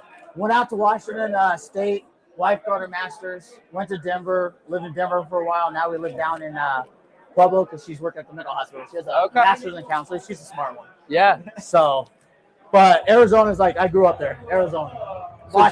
So after a long day at the mental hospital, she has to go home and work with another head case? No. She goes home, eats her dinner, and she's like, I'm going to bed. She's like, I'm not listening to you. Yeah. You know what? No, here it is. You know what her favorite saying to me is? You've used your words today. You've reached your limit. You have a word count? I hear that every day. So you didn't want to bring her? No, I actually did, but I didn't. Not gonna lie. I told her, I'm like, no, she's the kind of person I go to football games with her. At halftime, she's like, can we go home? And I'm like, this is gonna be 3 days of football. It's gonna be long. Yeah. And I'm like, you're gonna ask to go, and I'm gonna be like, no. You can take an Uber by yourself. And I'm like, she's like, just take your brother. All right, fair No, enough. no, it's fair enough. Because she's not gonna have fun. So bring someone that's gonna have fun. That's Right. fair. No. Yeah. Baby, if you're watching this, I love you. Yeah. There's no way she found this deep dark corner of the Oh, internet no. without you. No, not at all. Not a, But, not like, a worry yeah. in the world. Oh, she will now. She's gonna get tagged. But no, it's That's the thing. It's like I'm like, dude, I got a big motor. I'm old. Yeah. All night, baby. I love it. You guys Who? drafting right now? Yeah, we were doing a draft. And then we Okay. started getting timed out picks Okay. and all that. Who do you think's the favorite? Who do you think who's the drafter you respect the most in the competition? Oh man, the draft of the most. There's a lot. Obviously, everyone Hey, has his own like little Yes. brain, and like everyone wants his rings. But I don't know. I respect all of them. They're all good. Like A1 has like, his thing, but I feel like there's a big group that will go up like ETR ranks, like the normal kind of thing. But I'm trying to beat everyone. Everyone's actually really cool. I like there's a couple. I don't remember names. Hey, it's tough. But I It's think tough. A1 is there. I think Crutches is up there. I think Chad's been on point all year on his streams. Yep. Candles. So Yeah. I think he has a couple deep dark secrets on people he wants to do. So I think watch out, watch his players. You know what I mean? Yeah. Absolutely. I'm pretty sure I'm going to say he's probably going to do some New Orleans running back. I guarantee it. Oh, I'm calling well, that hopefully now. it's just one New Orleans running back because I don't know who the other one would be. Taysom Hill. Hill. That's what I'm saying. We're done with- one. We're done with on the the same we're done with the wavelength out Taysom here, Hill Taysom stuff. Hill is It's the only over. one. It's over. What better time to buy back in to the 36-year-old one-legged bandit Yeah. than after a flop week? Classic flop lag spot for Taysom Hill here. Taysom Hill. I actually think the game I actually really excited about. Yeah, this is Because what we need. the first game Yeah. didn't go well. It was 10-7, I believe. Okay. Denver Raiders. Okay. Sure. Inside. Yeah. If you're a weather bro, you don't have to worry about it. Yeah. But I actually think I'm still worried about little Denver's offense, but like when they get pushed. But I think that game is going to be a little more exciting than we think. Okay. No, I respect that take. Like we were talking about how like the Genty, the run defense thing might be a tough matchup for him, but if they go slinging back and forth, nobody's going to play Geno. Nobody's going to play Trey Tucker. Nobody's going to play. It's just going to be Bowers. It's going to be skinny stack. Bo Nix goes in the 12-man's a decent amount. Harvey's going pretty high. But, like, if you get off the board with that game, or even if you play, like, naked Bo Nix juxtaposed to Brock Bowers, like, that's probably pretty good. I actually think Jim is going to surprise people. The guy gets like 25 touches. Yeah? Like even with Cleveland, one of the best rush defenses. All you have to do is punch in the end zone a couple times. Sure, yeah. You know what I mean? If Yeah. they're going to give it to him that much, if the game stays that close, Yeah. they're just going to feed it to him because I don't want Geno. Geno, your job is to snap it, hand it to this guy. Right. Sure. That's your job. Yeah. I'm like, Bowers, not so much. Sorry, we're the Bauer lovers. Okay. You were right with the McBride. Okay. You were right with the McBride. The only Arizona person you could be right with. Are you anti-elite tight end? Dog bowl 12-man drafts, yes. Okay. Mostly I am because I really think like I punt tight end quarterback most of the time. Yeah. Yeah. I mean, because there's like I think the quality of the floor you could get is just too strong. Sure. Yep. Yeah. So when like Bowers went off, I lost that week. Right. Josh Allen went off, I lost that week. Every other one's okay. I get it. I had a sweat. Yeah. So, I'll do the odds. Yeah, I that. respect it this week too. Yeah. What are your thoughts on? I've been spitting the vibes of correlation this week. Do you care about it in the dog bowl? Do you care to stack up your stuff, or you're just gonna go, I got my plays, I'm good? Does Hawkinson and Tua, is that correlation? I mean, theoretically, yes. Yes. So Through it depends. My whole thing is it's still going to be probably 100 teams to 20s that win. Sure.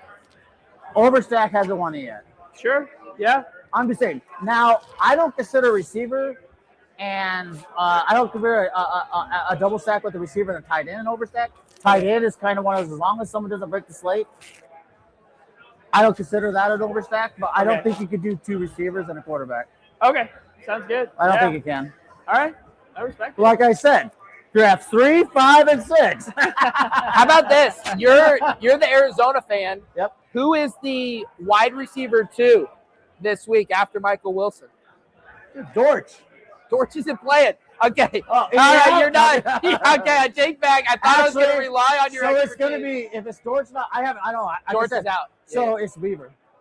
All right. Actually, the first time, I'm not going to lie, the first time that I should have drafted Michael Wilson when Marvin Harrison was out, I actually drafted Weaver that week.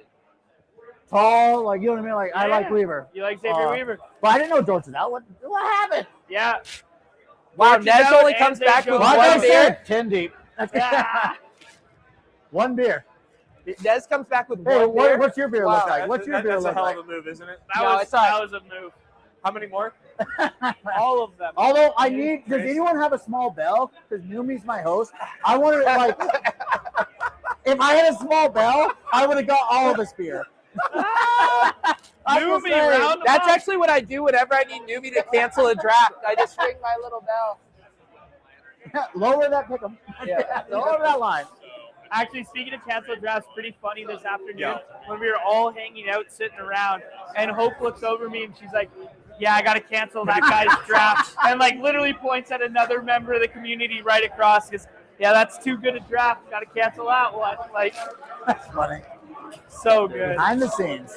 Yeah, literally the behind the So scenes. let me ask you guys. I haven't listened to your thing. Okay. Draft spot. Front or back of the board? That's a good question. That's a good question. We kind of talked about an elite 6, then the onesies, and then the back end of the draft board. I like the idea of being the last person to take a wide receiver, aka Devontae Adams, falling. So like that kind of like 108 through 110 really excited me in the goal line stands, where I can do Adams and then one of the running backs on the way back because there's a big clump of green. That's what I'm into, but I think Pete's on the other side of the spectrum with the Devontae Adams touchdown regression stuff. Well, I feel like we've had some of those dog bowl weeks where it gets to 108 and you're just like, I hate everything here. Right. I mean, I just did Bucky, Derrick Henry. You're going to get 2 running backs to project for 15 plus. Yeah. Like, to be able to do that from the turn, that's not a death sentence at all. No, not at all. How did you close that draft? Well, I autoed Lamar Jackson and Christian Watson, but then I recovered, took Metcalf in that same game, and then stacked Mark Andrews. Wow, This is amazing. thank you. Thank you, sir. Yeah, your theoretical Hold little on. bell This is singing what a like server crazy. does. The Metcalf one's really interesting because he's a little underrepresented, like just by think name so. value's sake. Yeah, I mean, I think so. I'm Team Pete on this. okay. If I could get 2 running backs by Kyron Williams, I feel comfortable in this draft. Yeah. You know what I mean? Because there's enough receivers where I feel comfy kind of at the end. Sure. You know what I mean? Like middle round or at the end. So I'm with Pete. Like, give me 2 running backs by Kyron Williams. Yeah. Okay. I'm happy. Cool. Although part of me wants to do this. I know it's a moot point. Part of me wants to take last round sharps. I love that. Yeah, that's not bad at all. Part of me wants to do that. If I could get like a top, like you said, Adams, Chase, Jason, and then get another like top running back second round. Yeah. Part of me wants to like, hey, it's a flex, do sharps. He's going to be there, man. I think people are too afraid to take him, and I think they're going to beat ass against the Falcons. We know he's the goal line back. I think he's like sneaky fine in these dog bowls, man. I think there's like 3 or 4 sneaky fine 21 through 25 RBs. Pete nailed it with the Bam Knight one. I think the Bam Knight one's like pretty good. Maybe if you play trailing game script, you could throw Micah Carter into the equation. But the Kyle Monangai stuff, like that just being like a split backfield bet on talent. The run game's been so strong; it's cold as fuck to run the ball, kind of thing. Wasn't it the Green Bay matchup when Rico went off for like 28 touches? Yeah. So that's the thing right now. The last 4 games or something is the neutral pass rate against the Packers has been the lowest in the league. So it's, AKA teams are running on the Packers a ton right now. And the one thing that's been successful for the Bears in their winning streak right now is they are running the piss out of the football. Right. So protecting the Caleb stuff. Yeah. Right. Like so. Not to mention you get the equity. You win a tournament with Monangai, you get to rip off your shirt like Ben Johnson and fire up the crowd. No, wait, Ben Johnson? Someone beat that to the punch already. That's true. John was the original. Like Team Warner. Like Team Warner here. So Ben Johnson did it after 6 straight victories, and John did it after a cold back Isaiah Likely touchdown. No, it's funny. We're telling my brother the story. Yeah. And my brother looked at him, so he's like, so you did it when you were wrong? He's done it for a lot less. This is true. Hey, here's the thing, though. So here's the night thing. Yeah. You're doing night. Obviously, I know because the draft equity is 6th round, you can get him. But you're doing it because of the volume. But he's going against a tough defense. Why not do Genty then? Right. You don't know. 3rd round he falls sometimes. Yeah. Why not do a guy that you know for sure is going to get 20-something? Sure. Yeah. You know what I mean? It's the same thing. Tough. Like, why not? Yeah, that was a conversation that we were talking about earlier where, I think Genty's a really tough call. I assume he falls, or maybe people just, don't care about the matchup. Yeah. I'm personally a little spooked at ADP, but like you said, if he falls a little bit, I think you just kind of hold your breath and take the pick. Yeah. The nice thing with Genty is the floor just keeps getting higher each week. Yeah, that's true. And then you just pray he gets the touchdown. Yeah. If he's going to get 10 free touchdown points, if he can get to 16 or 17 at that cost, you're doing cartwheels. Yeah. Or ask yourself this. Okay. Tough defense. 1st round, Bijan against a tough defense? It's another one. Or 3rd round, Genty. So I literally compared those two. I'd rather take one. Right. I'd rather take the 3rd round. Yeah. Of the 20. You know what I mean? No, I respect that. Got low battery. So, you got to think of the draft capital. Exactly. You know what I mean? Yeah, that was a conversation that we were having exactly. And I think, you were talking about waiting on Charbs depending on how your draft goes out. If you miss those top 3 running backs and the next running back up is Bijan, I'll take a non-running back there. And then at that point, punt the position and take him a non-guy or a Charbs. Easy for me to say outside of the position of being in the dog bowl, but I like it. It might be a little thin dog bowl, but goal line stand stuff feels great. The Charbs scroll and the goal line stand feels great. The other one that feels not as great but feels pretty good would be the Blake Corum stuff. Just same, the fact same that bet. Same bet, same thesis. Same, they're beating the brakes off. They're splitting series. He gets 8 carries each of the last 2 weeks. He was scores a touchdown last week. Dog bowl. That's where I don't think a lot of them are going to go there because I was about to ask. They want a back that's going to get 20 touches versus I need a game plan for Corum to come in. Yeah. Right. There's a difference between goal line stand, perfect pick, do it. Yeah. But for dog bowl, people are going to be like, this is too much. This is too much. But my problem with Sharps is he goes right where Hawkinson and Tua goes. Well, first one draft, one shot, you get that Hawk Tua. Yeah. And then from there, you are the shackles are released, and now you can do whatever it is you want to do. I know Matt's watching this. That's going to be for you, Matt. If like I said, Achan or Waddle, I got you. It is. Higher, lower, 1.5 Corum shares in the dog bowl. Lower. What was it? Lower. 1.5 Corum shares, higher, lower. If people get froze out at that second flex position, it's going to be a 1-1-3-1 for most people because they're going to take a shot on a skinny stack wide receiver. They're going to take interesting. Because there's only 9 drafts. Yeah. According to A1, 12. But unbelievable. But 9 drafts. That's hard. I think, it's got to be under. Okay. I think someone will take him. I think someone will. Because someone will take him. Because, here's the thing. Tyrone falls. So if he's falling, just like Swift, people take him like Gaga. They're going to take Corum. Because that's, you know what I mean? It's that is the correlation. Yeah, that's the thesis, right? Yeah. So, as a Cardinals fan, how are you feeling about this Kyler Murray saga? Oh man! So this is the whole thing with like most athletic quarterback you ever see. Like his exciting plays are awesome. Yeah. But even back a couple years ago, as we said, it's like the thing with him when he got hurt, we had McCoy in. We have Brissett. It's like when they go in, we could throw a slant over the middle. Yeah. A quick slant. We You can't. noticed that, No, right? Kyler Murray's slants are like this. Yeah. Right. You know what I mean? The So outside. the playbook opens. Yeah. The slant over the middle makes a huge difference. Right. So like that's where I'm torn. But like also I'm torn is because that's a lot of money to eat. Oh, is. yeah. So it's like, you know what? Go like you're hurting going forward. Yeah. You know what I mean? So Yeah, it's, and you can Damned if you do, damned but if you he's don't. still good and he's a Yeah. great quarterback. So with that money, after you go like, keep him until the dead money's gone. You know what I mean? Like Yeah. Yeah. because he's still honestly I know Brissett's going, but he's not winning the games. Yeah. Murray can still do it. You know what I mean? He's still an athlete. Well, like generally speaking, like the quarterbacks that you eat dead money on that, like they're not of Kyler's caliber. That's the problem. Yeah. Right? Like it's like, does he not fit the scheme? Does he not throw over the middle? Does he not whatever? Sure, whatever. We can beat it into the ground forever from like our fantasy lens standpoint. But like, can you win like 9 or 10 games in this league with Kyler Murray as your quarterback? Like probably. You can. You know, you just need like, a better line. You're better. Look at the other short quarterbacks. Yeah, like you're Like better Baker's off than done that. like good. Like teams next year are actually going to be jockeying to sign Mariota. Like you know what I mean? Like you're going to be probably better off with like Kyler or whatever. So it's like it's a weird, very weird organizational spot to be like, yo, we're going to eat this money. We're going to eat a former 101. Like, But yeah. like the thing is short quarterback or not, isn't Baker short?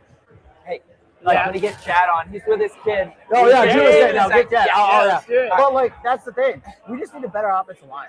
right? Chad, You know what I mean? Yeah, if we sure. had an offensive line for him and he could make those reads, True. I think he'd be great because there's a lot of shorter quarterbacks out there Right. that can still go. That's a good point. Right. Yeah. So it's more of the system and just the line.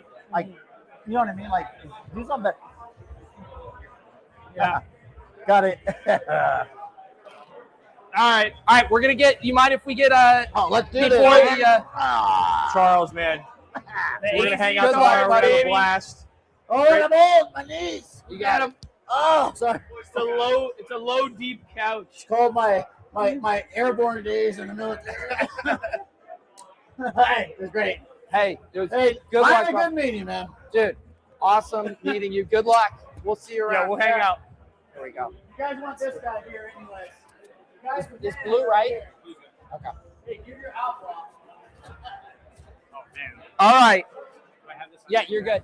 Yeah, welcoming to the stream by popular demand, Oh, Chad. We goodness. asked the chat Let's go. who did they want to see on the stream. And I'll give you guys behind the scenes here. You know, we're at the bar, lots of adults. This man's playing Connect 4 with your toddler over there. Yep. You're on the dad duty tonight. How you doing? I'm good. Pumped to be here. This has been awesome. Yeah. Underdog has put on an amazing event here, so thank you all. Thanks for having me on, Pete. And you've been in KC for like a full week now, right? Yes. I heard you had to get acclimated. We're at Yeah. altitude. Yeah. You gotta get here early, so Yeah. doing that. I see, because you've been posting photos. You've been to what? Was it the World War II Museum? World War One? World War One Museum, yeah. World War One Museum. Been touring all the sites. Yeah. All right. Just Well, going the list of top 10 things to do and just doing that. So were you Incredible. actually in Topeka? Yes. Yeah. I was. What were your thoughts? It was there.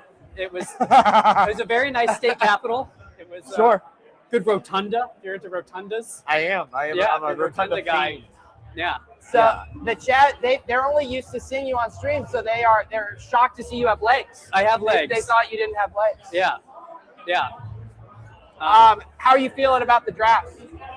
I'm feeling good. Yeah. Not too nervous? I'm a little nervous because I think I'm in the first room tomorrow.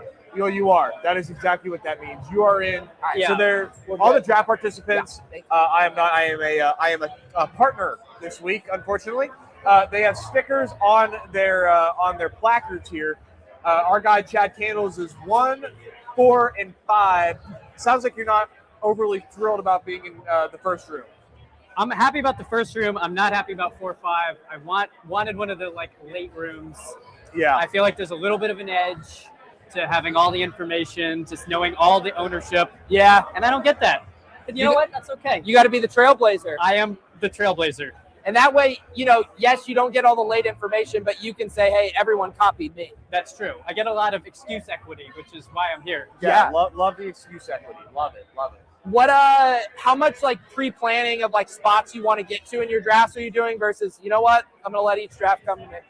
I've done a fair amount of planning. I'm afraid it's gonna all go out the window because I think there could be a lot of like get your guy season. So yeah, if there's some overlap there, guys I think are gonna be coming around the turn aren't. So I'm trying to balance like planning with staying flexible. I want to say when I did After Dark with you too, you said that like kind of your style, you kind of go in there more vibes based. You're not super, a slave to the projections. Is that going to be the case tomorrow? Absolutely. Yeah. You got to dance with who brought you. Yeah. And it's just vibes and vibes brought you. Vibes brought me here. Yeah. I can't. If I try to be a projection bro, I'm just going to be a watered down version. We're gonna just see what happens. So what? Can you give us a little lean? What are the vibes like in right now on a Friday night? I guess we'll have to stay tuned. I don't Okay, all right. Look at this. This guy streams every day, and then he gets here and just zips it right up. I love it. I call this a rug pull. Okay. No, I like it. It's an answer. All right, how about this? Let me turn it. Who is the worst pick at ADP that you can make right now in the dog bowl? The worst pick. That's I don't know. Stay tuned. Stay tuned for the worst pick, and I will let you know when my opponent makes and it. he's gonna laugh at them. Yeah, I don't know. I don't know. All right, you're keeping it close to the vest. Yeah. You're keeping it close to the quarter zip. Is what we're getting here. You famously wore like a nice shirt once and never lived it down, and I'm afraid. I know. I'm afraid I'm going down that road. I do think at least being at an event, people aren't commenting on the wardrobe quite as much. Actually, though, someone did. Now, someone says it's Nez a giant person. Yes, Nez, you're tall. I guess I give like short king energy on streams. It might be the nose strip. Dude, a lot of people have have vocalized their surprise with my stature since I've been here. I was surprised at your stature the first time we met. Yeah. Like, because you're like tall. It's not like that we're like the same height. It's like you tall. Like, I'm like, oh. No, My knees are popping This out. is not good for me. This ordering, I feel like it's like Yeah, Santa. And we keep Santa's getting lap closer kind of with our situation. questions. Yeah. Who is the worst Yeah, play on who is this it, day? Chad? Tell us, Chad. I'm like shrinking. I'm already tiny. It's not good. I stepped away for like a half second, and we got 2025's emerging streamer of the year. Yeah. That's right. My goodness. Yes. Except Holy. Cat's got his tongue the second we want to talk about the good place. I like it though. I like it. Hey, listen, Okay. he's participating.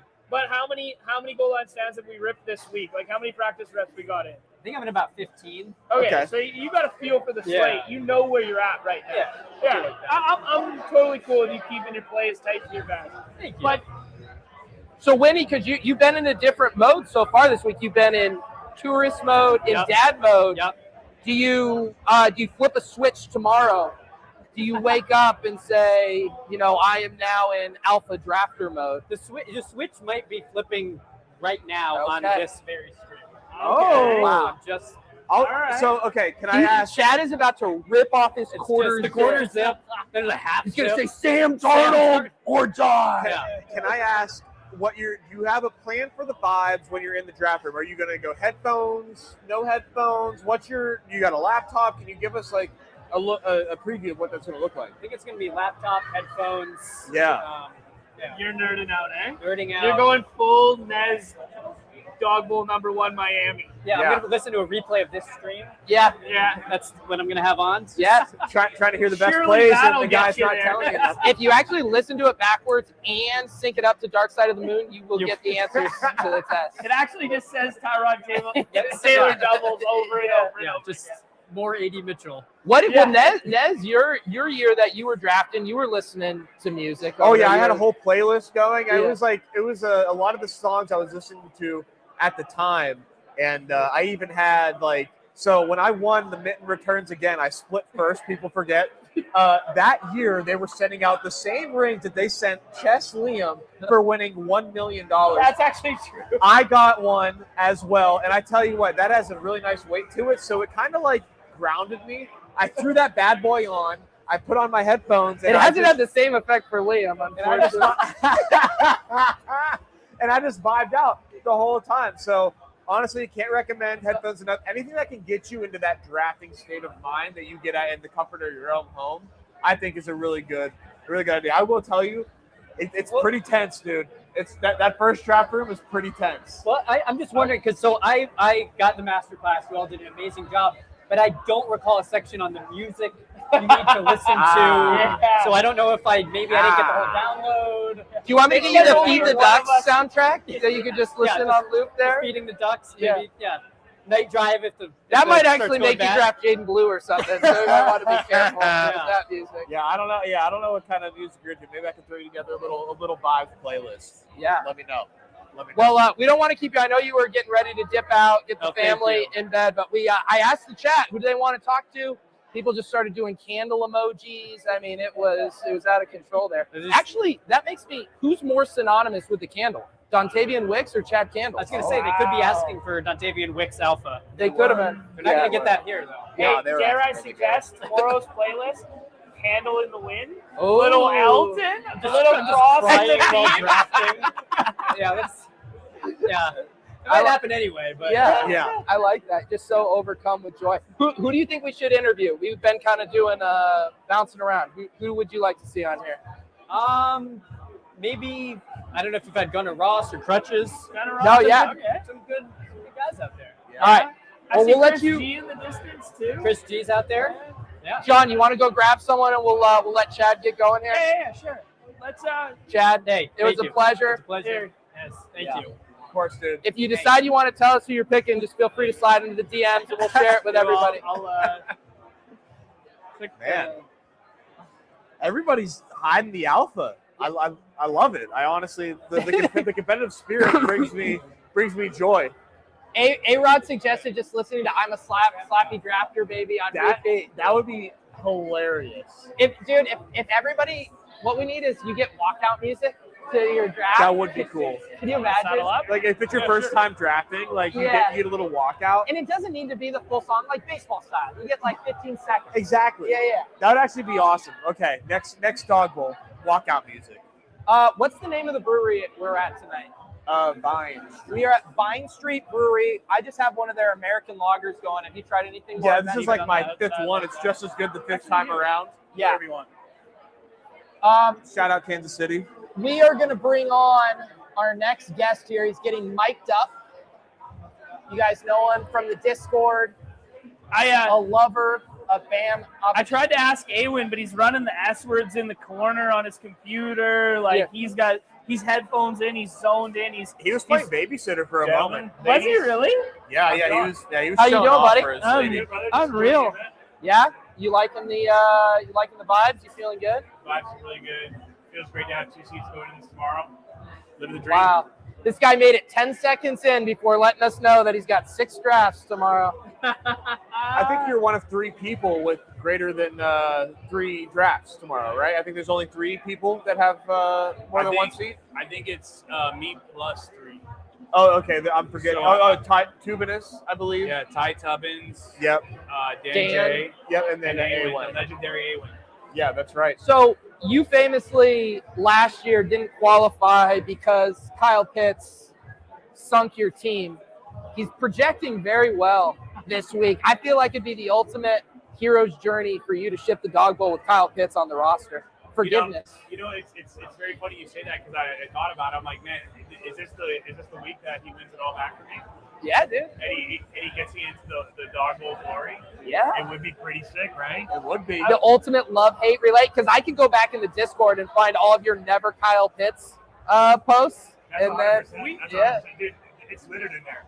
We can also go a bridge further. Original Dog Bowl, Miami tried to convince you guys to play Kyle Pitts. Scores the first touchdown in that one, wins us the pick'em. Spicy Margs kicks off in Miami. Hometown Miami was in that Dog Bowl 101 Miami. My Now head's we're spinning. boom. The layers to this Kyle Pitts stuff. Dude, that is It's way written beyond in- my thought process. It's written in the stars. And that is just written in the stars. I love John for that suggestion. it blows my mind because like I didn't even realize that. And I went back over the original Dog Bowl 1 reports just to like take a look at what I did and what everyone else did and what everyone did the previous year and see how it's going to shape up. Because there's a lot of regulars.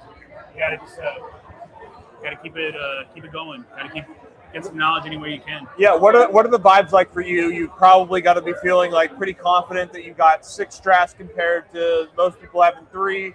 This isn't your first rodeo either. Any nerves at all? Actually, a lot less. I'm sure like during the first time of the draft tomorrow, I might have a little bit of nerves, but honestly, like I got the nut run out for like where I'm sitting in the drafts too. Like, And you got the nut run out for where you're sitting right now. Oh, yeah. In between us 3, buddy. I mean, No, he is like backloaded like crazy like, tomorrow. I know you guys can't see this, but it's Read it out loud. The 3rd draft, the 5th draft, the 6th draft, the 7th draft, the 8th You got draft. and the here. I'm 9th gonna draft. show it. Here, take the. Oh, you have it hooked on. Yeah. Sorry.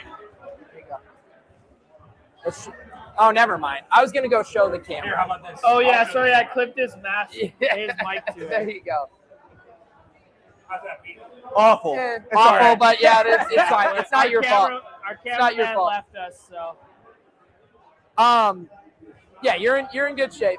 You're in good shape. Okay, let's ask the question here because we were surmising earlier on the program that like if I had one of those later drafts and I knew the run out of all the other boards because you're privy to the information, right? You've seen this.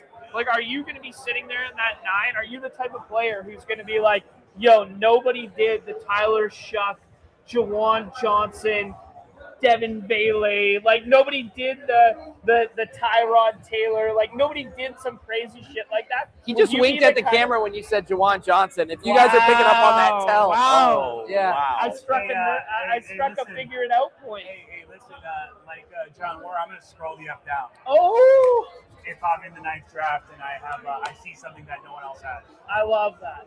Because, I mean, genuinely, that's how I would treat it. If I knew I could get a skinny or a double that nobody else played in my last entry, I would 100% do it, just knowing the ownership leverage that it was 1 out of 9.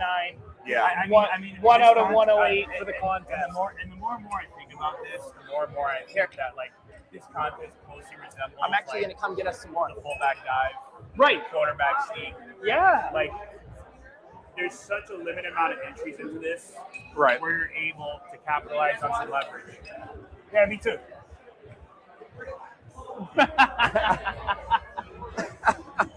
So, how you guys been? How many guys have you interviewed so far? We talked to Go AZ Cards, Yeah. boring guy.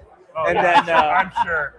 Yeah, what a bore fest. And then Chad Candles before he had to Oh, dip what a out. wholesome guy, dude. Oh my God, The best. I know. Vibes are pretty good right now. Everybody's back here. I know you can't really hear, can't really tell, but everybody's having a good time back here. I know you're talking to some familiar friends. You brought our good buddy along, Matt, as well. Vibes are good, man. I mean, you got to be feeling pretty good. Oh yeah, I am, and the red carpet that Underdog has rolled out has just been phenomenal. Like the food trucks here, the food's been legit. The beers are flowing. Let me tell you, and I love partaking in it. And yeah, shout out to everyone watching right now. Like I love the Deposit Kingdom. I love Underdog, and you guys are nothing but the best, especially the Bad Bros. And thank you for all you guys do. Man, Thank you, Chris. you're a prince for that. This is your. I mean, you're speaking out of experience because you've been to all 3. You obviously didn't participate in the Dallas one. You've been to all 3 dog bowls thus far. Comparisons, amendments. This is above and beyond the other 2, hands Yeah, down. this And keeps- that's not a disrespect to them. They did a great job the first 2 times, but it's gone a step above. And like, I just want to shout out to everybody. There is a chance that you can be here, sitting down here, and having a good time, and getting a chance to win $200,000. I mean, there's no better shot in the fantasy space right now than a 1 in 36 shot to Yeah. win $200,000. Yeah. Seriously. Or 6 in 108 if you're looking at your card over Oh there. yes. Yes. If we don't simplify it, right? I can't even do that math in my head. Yeah, no. But I will say the reps, like 1 in 18. doing it the first year, I was extremely nervous. I Yeah. only had 1 draft. Like Right. a little peek behind the curtain. Underdog, the second year, they realized, hey, 1 draft is not enough for people with the random generator at the Yeah. draft pick. Sure, And yeah. they gave us 3, which is amazing. So they've thought of everything. They've done a really good job, and they're continually working on the app, and it's a pleasant experience. Yeah. Hey, actually, speaking to working on the app, like just to give a people because we only got the sickos hanging out with us and like whatever behind the curtain today. Man, we just had an organic, like we've talked about this on our show so much, how like the organic discourse, the organic just drafting together, the organic like stuff like that happens just when you get like people together like this. Yeah. It's so beautiful. And like this morning, we're all just drafting goal line scans together after lunch, rather, West Coast morning. Yeah. When everybody's just hanging out, we're drafting together. And then who walks through? Oh, the two people that run the draft games. Oh, then TJ comes by. Then Numi comes by. Yeah. Then, and it's just like, man, all of this feedback just instantly heard on the spot, amendments being made. Hey, I'm going to come on your show. Hey, we're going to do this. Like, just the natural workflow gets moving when we're all together. Like, it's very cool. This contest not only is it a great event and a chance to win hundreds of thousands of dollars, it's also a great speaking point where the Underdog Gracias. thank you so much. Thank you. The Underdog employees can actually hear from the From the users. community. Yeah. 100%. The super users, man, the people that are playing on the app all day, every day, man. And I mean, I will say it's not for lack of trying, and they're well aware. And I came out of those conversations hopeful and positive, and like very much like heard and like that they are well aware of what could be improved. So And on the other end of the spectrum, Nez, we heard a lot of shit that we did not know and we're not privy to prior as to why certain things haven't been perfect thus far. True. So it's great. We have a question from A-Rod. We can't assume that everybody knows what's going on with the dog bowl. So he's asking, how is the live draft? Does each group draft in a 12-man pod like a normal DBQ draft? They've shifted it a little bit each year, so I'm not exactly sure the drafting dynamics, but everyone's going to be self-contained. Everyone's privy this year. Everyone's privy. That's how it was last year. Yeah. Okay, it was the first year. It was first. So Like to paint the picture, year one, right? We're talking 3 years ago now, which is crazy. That is crazy. They heavily isolated people from the draft rooms because there were only 3. So it was like a do not enter, do not look, do not share. They like paraded you guys out to another room. Yeah. It was pretty funny, like how serious it was taken. They paraded us to the other room and they're like, hey, eat as much food and drink as you want. Like, just hang out here. Yeah, everyone's like, where did this person go? Where did that person go? And like, I can't tell you, man. I can't tell you. And to be honest, in that isolated moment with only one draft each, that made sense. For sure. Yeah. For sure. Yeah. Now, too much time is taken up for these drafts. It just kind of makes sense. It is what it is. And it's fun to watch the drafts take place as well. And, I mean, like there was that sort of information edge like you were talking about. Now, it doesn't exist quite as much. So, everybody gets to watch the drafts take place. You are randomly selected as far as the group goes. And people find out what draft number they have tonight, as we were talking about with G, as we tried to show you with the stickers that did not work out quite as well. I'm super excited about the run out for me. Like, I'm really happy, like, getting the 5th, 6th, 7th, 8th, and 9th draft, and as well as, like, a 3rd. So what I love about it, just, like, from a personal standpoint, is I get to get breakfast first. I get to hang out and do the draft, see a couple drafts, see what everyone's doing, how crazy is it. I get a temperature of the people that are playing. Yeah. And then on the 3rd draft, I get my feet wet, and then I just run hard to the last 4 or 5. That's pretty sick. Permission to share location for tomorrow because we haven't said it ever at all, right? We haven't, but I don't know. I mean, I'm not the one to grant it. I'm not the one. I don't know. I'm not the one to grant it. Well, because we're not. We'll talk about it maybe on Sunday then. Yeah. Okay, cool. Yeah, because it's very cool to set up. I think it might be our coolest drafting pack draw. Permission to call it cool as hell. Yeah. I think the plan, there isn't going to be a live stream from the draft. We'll post a lot of boards. We'll get some interviews up on Twitter and stuff, and then we're going to have a big live stream Sunday. Yeah. Similar to this, we'll just be posted up, watching the games, bringing finalists on. And we're going to have the live updating leaderboard on the site. So that's a huge upgrade this year where people are going to be able to, like, talk through the sweat, and we'll be able to, hey, man, Chris G's in 3rd right now. He's got someone charging. Get on over here. Let's talk. like that Yeah, kind of stuff. I'm not gonna have to disappoint now. It's like now that there's a live leaderboard, everyone can see it. I gotta make sure I step my game up. There we A go. question for you: having 6 drafts, I just want to know, like, how concentrated are you willing to get on like a particular player in these drafts? Like, are you like, what's the most you would have of a certain player in these drafts? Having 6 drafts. It really depends if I see a value or not. Like, it all depends on where he's Let's do going. the thought experiment. 6 101s. Yeah, What's the spread? That's where my mind went. All right. Well, that's kind of easy, I think personally. Like, you could probably split the baby there, because like I think the It's top 2, 3 2, is pretty and 2. flat. It's 2, 2, and 2. Yeah. And honestly, like Maybe between us here in this room here, I'd probably do 2 James Cook, 2 Devon A-Chain, and then 1 JT, and then probably split the baby and either take A-Chain or Cook or how I'm feeling. So I couldn't help but notice. I mean, you are a ship chaser. Not a single bit of yellow in there. No, I'm good. Those pants are dry. Those pants are dry Wow. There's, Wow. there's plenty of 0% JSN and Puka with 9 bullets. Hey, check out my BBMDB. I will not. Yeah. There is nothing I want to do all less than check out Chris's BBMDB. I'll tell you right now, dude, I have almost like 0 JSN. I just thought like Sam Darnold, and I was totally wrong, obviously. But I thought Heard it Sam here Darnold first. was gonna do it. Chris G, take locked. Take locked, eh? No, We shall see. I think it's an interesting week, like just in general for that question, RB's because extremely thin, philosophically speaking, Pete, Yeah. I think I would be, if it was a clear-cut 101 week, being like, hey, 5 of those 101s being like CMC or Gibbs or whatever, 100%. But this week, man, like we didn't really talk about the top 6 of the draft board. We talked about more macro and whatever. We're all kind of locked in on that 6, but like the 101's not that clear this week. It's not. And it's format specific, because like in the 6 persons, it was greatly different than the 12. So, I don't know, just throwing that out there that maybe that fudges the mindset. My thing is the reason why I wouldn't go Chris in yellow is because RB's extremely thin this week.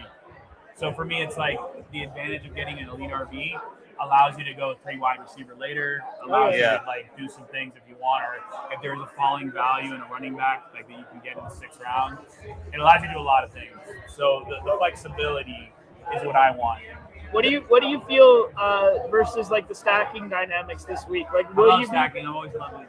Yeah, I enjoy it. you'll be- whether it be a single or double.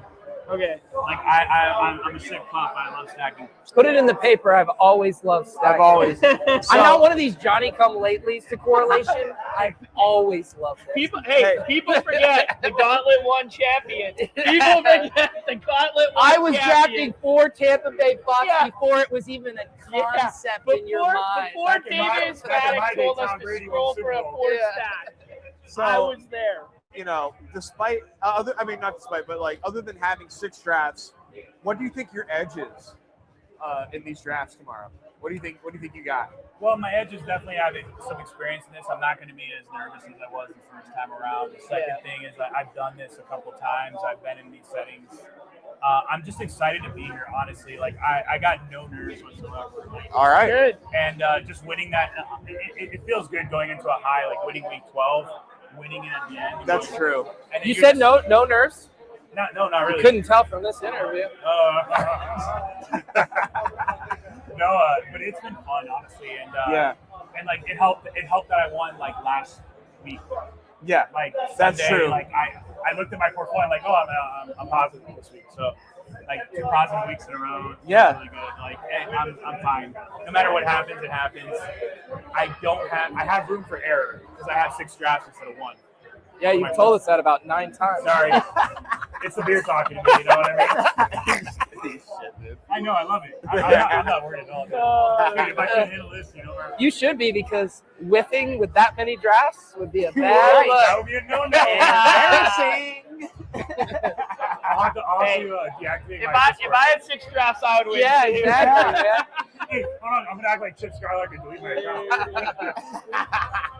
All right, who should we? Which one of these guys should we get up here next? I don't know who else we got. We gotta get Chad over here. Who else He's we a got? guy. Oh, All right, it's get Chad. Chad. There Do you a go. little switch. I'll- He can't throw a spiral. I won't throw you. Oh, you give me a champions. They Here. couldn't Let me. see it. I'll mute it. I'll mute it first. So. Dog's fire. Never heard it, bud. You ever heard this before?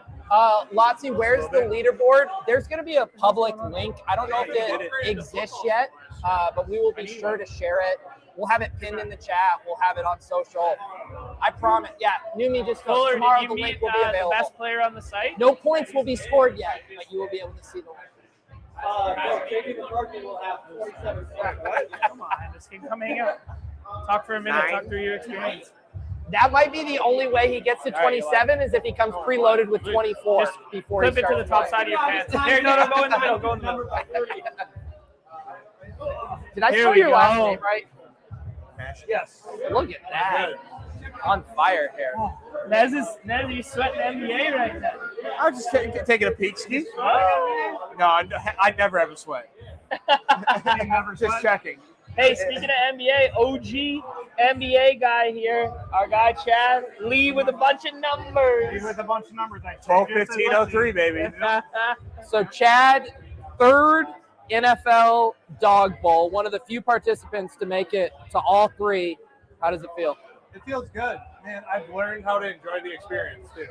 So I love that part about it. I like just getting here, hanging out with everyone. Like that's half the battle. And you said first year you came with your wife. Yep. Last year you came with your dad. Yep. You did say your dad was like, "Hey, I'm available," but he didn't get the call. He did not get the call this time. He's watching our middle son. So the wife, Oh, the wife nice. is back for number 3. Maybe next year. Maybe next year he'll get the call. But he thoroughly enjoyed the experience last year too. Like it's just like everyone's having fun. Like Yeah. it's a good time. Spin zone. Dad brought the run dad last year. Oh. 9 drafts. This year, the wife's back from round 1 there. You only got 1 draft the first year. Now you got 3 this year with the wife by your side. I like the spin. However, I did not place the first year. That's the one flaw in the story. But I'm feeling good about this. So what John's saying is you should have brought your mistress this year. That would have been the good luck charm. So that could have been a problem. So I was gonna say I'd like you to tell a bit of a story here. So last year, people may not know, the Dog Bowl winner last year told us, Best Ball Viper that is, saw a hawk outside of his hotel window hovering and made eye contact with him and flew away and gave him the good omen to ship the Dog Bowl. I heard a rumor that you also had a sign on your way here. Yeah, so on the way here, we drove in from the Twin Cities, 7-hour drive. In the clouds, I had a rainbow in there. I didn't know exactly about an hour out from getting here to KC. I don't know how to interpret that. Best Ball Viper last year knew exactly what his eagle meant. I'm still waiting to find out. But I kind of interpret it as I'm going to find the pot of gold at the end of the rainbow. Oh, that's a good interpretation. How about this? That's good. Okay, I got one in there. No. We might be on the same wavelength here. Does it have to do with Trey McBride and 2 moms? No. Does it have to do with Caleb Williams and being kind of zesty? No, it has to do with the pot of gold, little leprechaun, JJ McCarthy. Oh! Hey! Like the Irish. Go on 9. We should have let John go I first can't for believe sure. we came with three analogies instantly from 3 different Canceled. I'm canceled too. I'm doing Irish stuff. So if anybody has some other interpretations, I'm all open. Let's see what we got. All right. I like it though. I like it. All right, I think, though, hear us out. Trey McBride. Unfortunately, you can't put J.J. McCarthy and Caleb Williams on the same lineup, but maybe Luther Burden, and you can get all 3 pot of gold signs there. Might have to see if I do it tomorrow. I am trying to think what else could be the vision. If Viper saw a hawk, maybe it's like the ghost of Davis Maddock floating around KC. They're not on the slate, though. I That's the know. only problem. No Chiefs. And Cowboys aren't either. Damn it. Yeah. Well, who's the league? The Rams. The Rams. So that would be the next Yeah.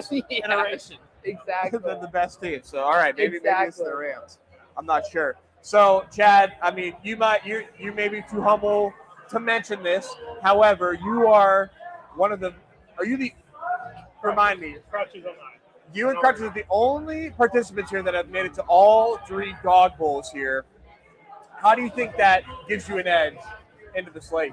I think I learned a lot from last year. Like last year, I had 9 drafts. talked about it already, but like just knowing and being able to interpret like how to go about. If I want someone, I'm gonna go get it. Where last year, like with all 9, I've told this story before, but I had Jefferson in the second draft. I wanted the Vikings double. I knew I had 7 more drafts. I tried to push Darnold. I didn't get him. I got sniped.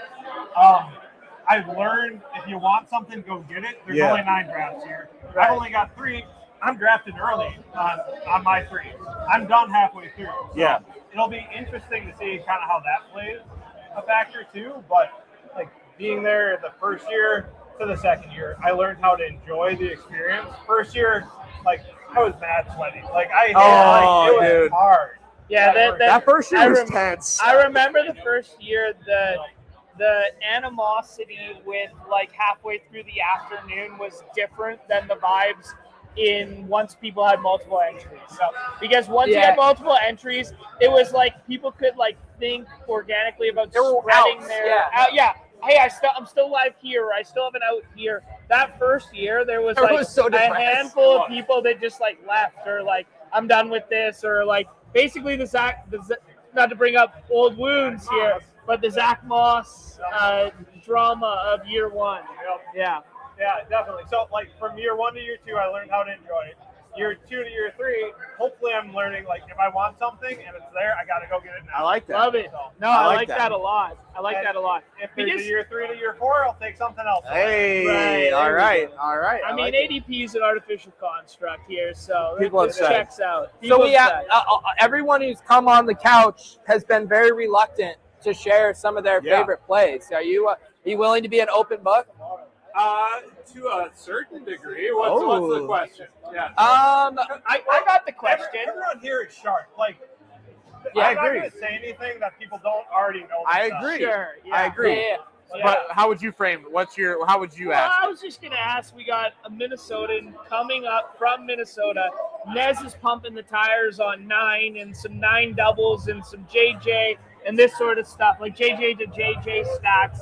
I just want to know the JJ stance from a Minnesota guy. I love Jettis. Like, absolutely love him. He's a great player. He's a great teammate. This was his first time not speaking to the media after a game. Oh, wow. In his career. And in the dirt. Wow, dude. And in the dirt. The Commanders are not a good defense. Hey. There you go. I like Jettis. I don't know. Like, he's damn good player. JJ McCarthy, if he's not going to do it now, when would he do it? And maybe the answer is he won't. Like, sure. But it is worth, and there's going to be leverage on him. He's going to be drafted in the dog bowl. Do they call him 9 because he gets 9 lives like a cat before we are done? Walk out the haters. Or he'll be Because he's drafted got in 9 idiots in every dog bowl. draft. That's what I'm talking. 1 out of 9. 1 out of 9. 1 out of 9 is his completion percentage. Chad, listen, man. Don't let's talk man to man.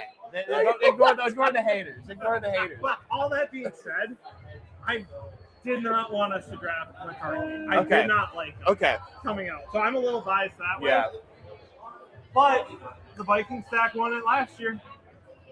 That's true. People forget. And I think the game environment sets up for it. You were talking about the defense. The chat's asking about, they thought that was Cincinnati Bengals, but that's not Cincinnati It's Bengals. not. It is playing the city I'm from. So Okay. playing Bengals. Because they were starting to think, hey, is there a little lean here toward Hey. some There is no indication. And tomorrow, I brought my Byron Buxton jersey as we are at Byron Buxton. Buxton?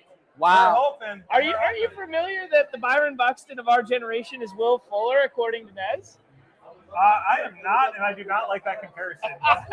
Oh my gosh, it's a good comparison. Find a new slant. That's the greatest segue to bring Numi on the program ever. But we're not going to give that to him. We're not going to give that to him. No. I mean, Buxton just came off an awesome season. Yeah, Buxton. He broke We're the Buxton comp. guys. We're Buxton guys. Yeah. Love that player. Oh. Okay, you said you would be a little bit of an open book. Who do you think's the guy you need this week? Or it could be stacked team. I mean, I love the Cincinnati Buffalo game. Yeah. I mean, I'm not going out on a limb saying that. Yeah. It's so different, 108-person draft versus even the dog bowl qualifier where you've got 5,000. Yeah. people in it. Like, Josh Allen can get there easy. I like stacking that game either side. Like, Yep. That is, I'll be an open book. That's the game that I'm looking at right now. Do you think Kincaid plays? I'm going to play it like Kincaid plays, and I'll take a swap if not. So yeah, it's fine. So you like that game? Now I would like to ask you, and you don't have to answer. You can plead the fifth here. What's the earliest you would take Josh Allen? I don't remember my rankings off top half, but I mean, 8 might be the earliest. I was gonna say like top 6 is pretty solidified. Yeah. 7 is like where Bijan is, and then you have Trey McBride as well. Trey McBride versus Josh Allen. I agree. I think it could very easily be another Josh Allen slate. Yeah, the 6, 7, 8, Bijan, McBride, Josh Allen, do what you want on that range. So. I mean, Josh Allen tried his best to break the dog bowl slate last year, and he absolutely broke apart a slate 3 weeks ago there with that 44 ball. Yeah. Like, it's range of outcomes on our site with rushing touchdowns scored. Plus, you also kill the James Cook teams all in one move. And, Most likely. Yeah, most likely. But yeah, There's a way to get that leverage off of it. it is really hard to look at the quarterbacks and say the probability of a quarterback hitting 30 on this slate, like Josh Allen dwarfs anyone else. Is it a coin flip? Like, I mean, maybe not quite that simple, but like it is. Regardless, like you're saying though, Pete, his odds dwarf, like you said, anybody the next best. The only way Allen fails is if it's like the Seahawks game last week, right, where they get a pick 6, James Cook houses one, Ty Johnson comes in and gets one, and then it's like, we're good. Yep. We've got. But the Bengals can push you. So Exactly. yeah. They're the key component. There's so much fragility in ceiling projection of the quarterbacks behind. That's what makes me like the punt quarterback builds and like the Jaden or the double skinnies or the double stacks or the late skinnies. Yeah. Like, just because like that my mindset would be range of outcome is Allen breaks this slate and he's like run him naked or run him with Kincaid if Kincaid could go, or you play it through the back end there. Like, that's just me, man. I don't know. Like, if I'm sitting in like the dog bowl and I take like Stafford or Burrow at like QB 2 or 3 in like that second or third round, like I just don't want any part of that. And I know that they have like, hey, if everybody else flops, like they can score 7 more than the rest of the quarterbacks. Sure.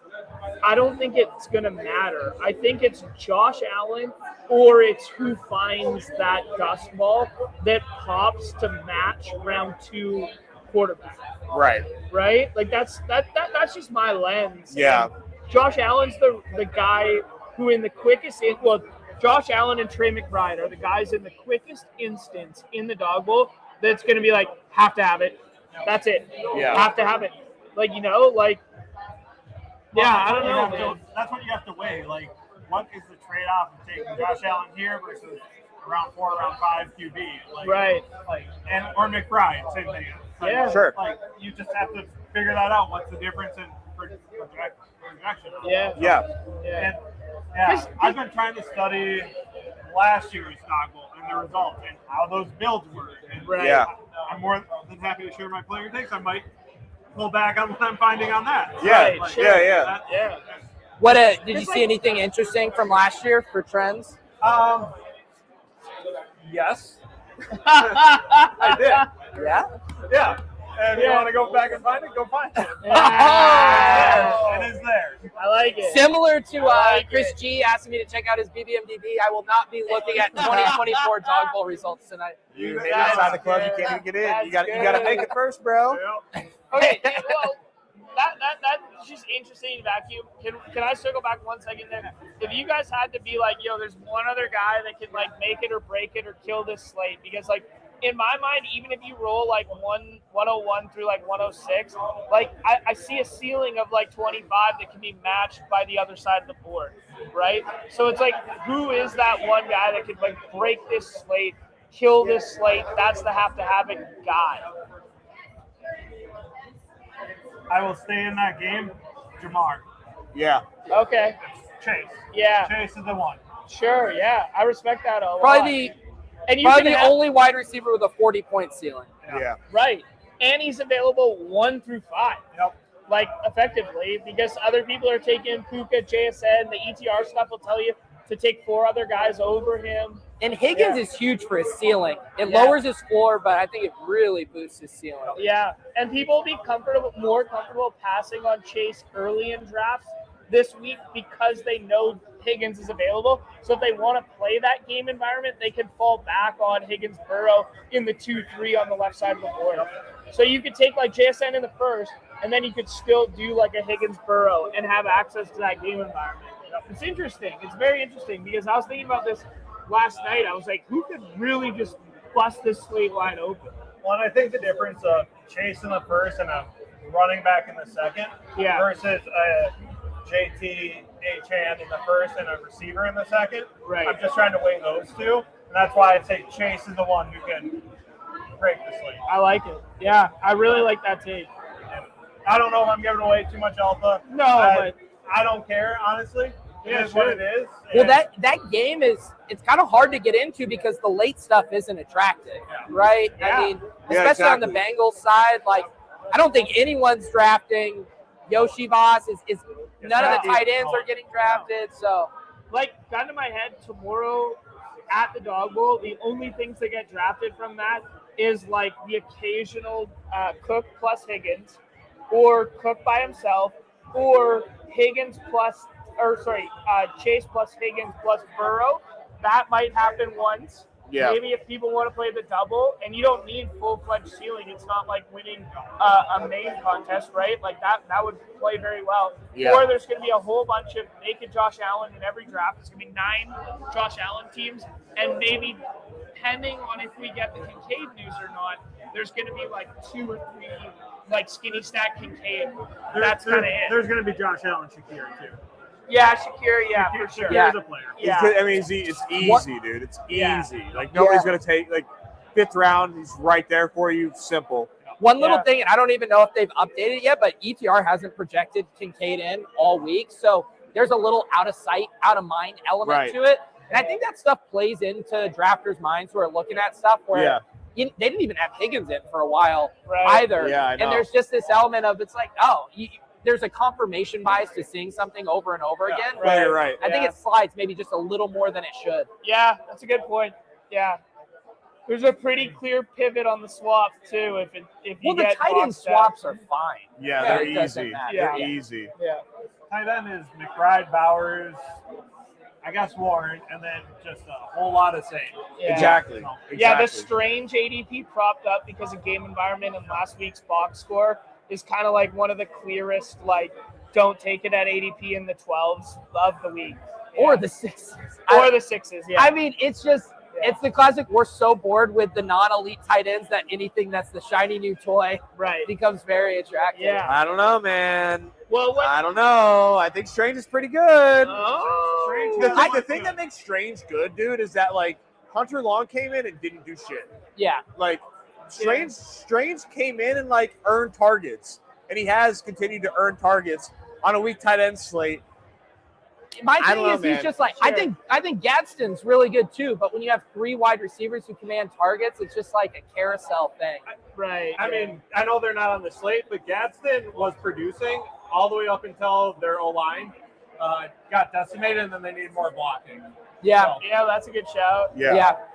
Doesn't But even, matter like, for this slate. You could do the comp even with Warren, right? Where his floor has been a little shaky too. And like Warren's really good. But when they have 3 viable receivers. Yeah, it does get a little shakier for sure. And another thing that I saw too was like Warren was like a huge beneficiary of like the RPO, and that's like it's just like really not that existent with without the run game, without the threat of Daniel Jones running the football. We have Pat Mayo, who's now directing the show. What would you like us to do, Pat? In a deep squat. I'm stuck here. I meant to respond to your text message. When are you getting in? I'm here. You're here. I'm here. Well, Chad, it was great meeting you, talking to you again. There you go. Good luck Yeah. this week. Congrats. Yes. And good luck. Thank you. You got this, man. Okay. Is this Gunnar Ross here? No. Who is that? That is somebody's buddy. Oh, okay. It's a +1. Pat, you want to hop on real quick? With your more crunch? All right.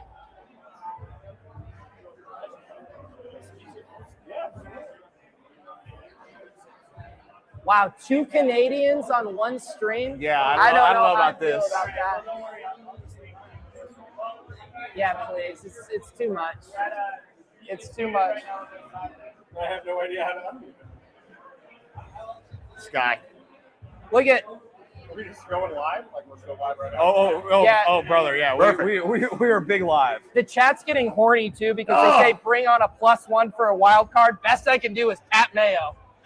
Hello. The full experience, baby. Are my levels picking up or no? Yeah. I feel like I'm getting like bad vibes. I'm sorry. I know you're used to a full studio setup, producer. You're not going to get that here. This is just chilling. Just sit on the couch and let it rip. How many beers deep are you? You're doing good. How about you? Who's counting? Yeah. Truly. When did you get in? 43 minutes ago. Okay. All right. Came straight here. Look at that. How was the flight? Awful. Awful. Awful. Really? 3 flights. Three flights? No way. 3 flights by choice or? Oh, yeah, like, it's hard to get to Kansas City. Okay. Yeah. What are you, one flight? You're Dallas to here? Dallas here is literally like you get up and then you're down. Like, And you're here. Boston to here? Yeah. Direct? Direct. Yeah. Yeah, I'm Halifax, Toronto, Chicago, Kansas City. Honestly, that's how it should be. Like, if you guys are gonna come down here, you should have to work for it. It's a miserable experience. I got to check out 2 separate United lounges.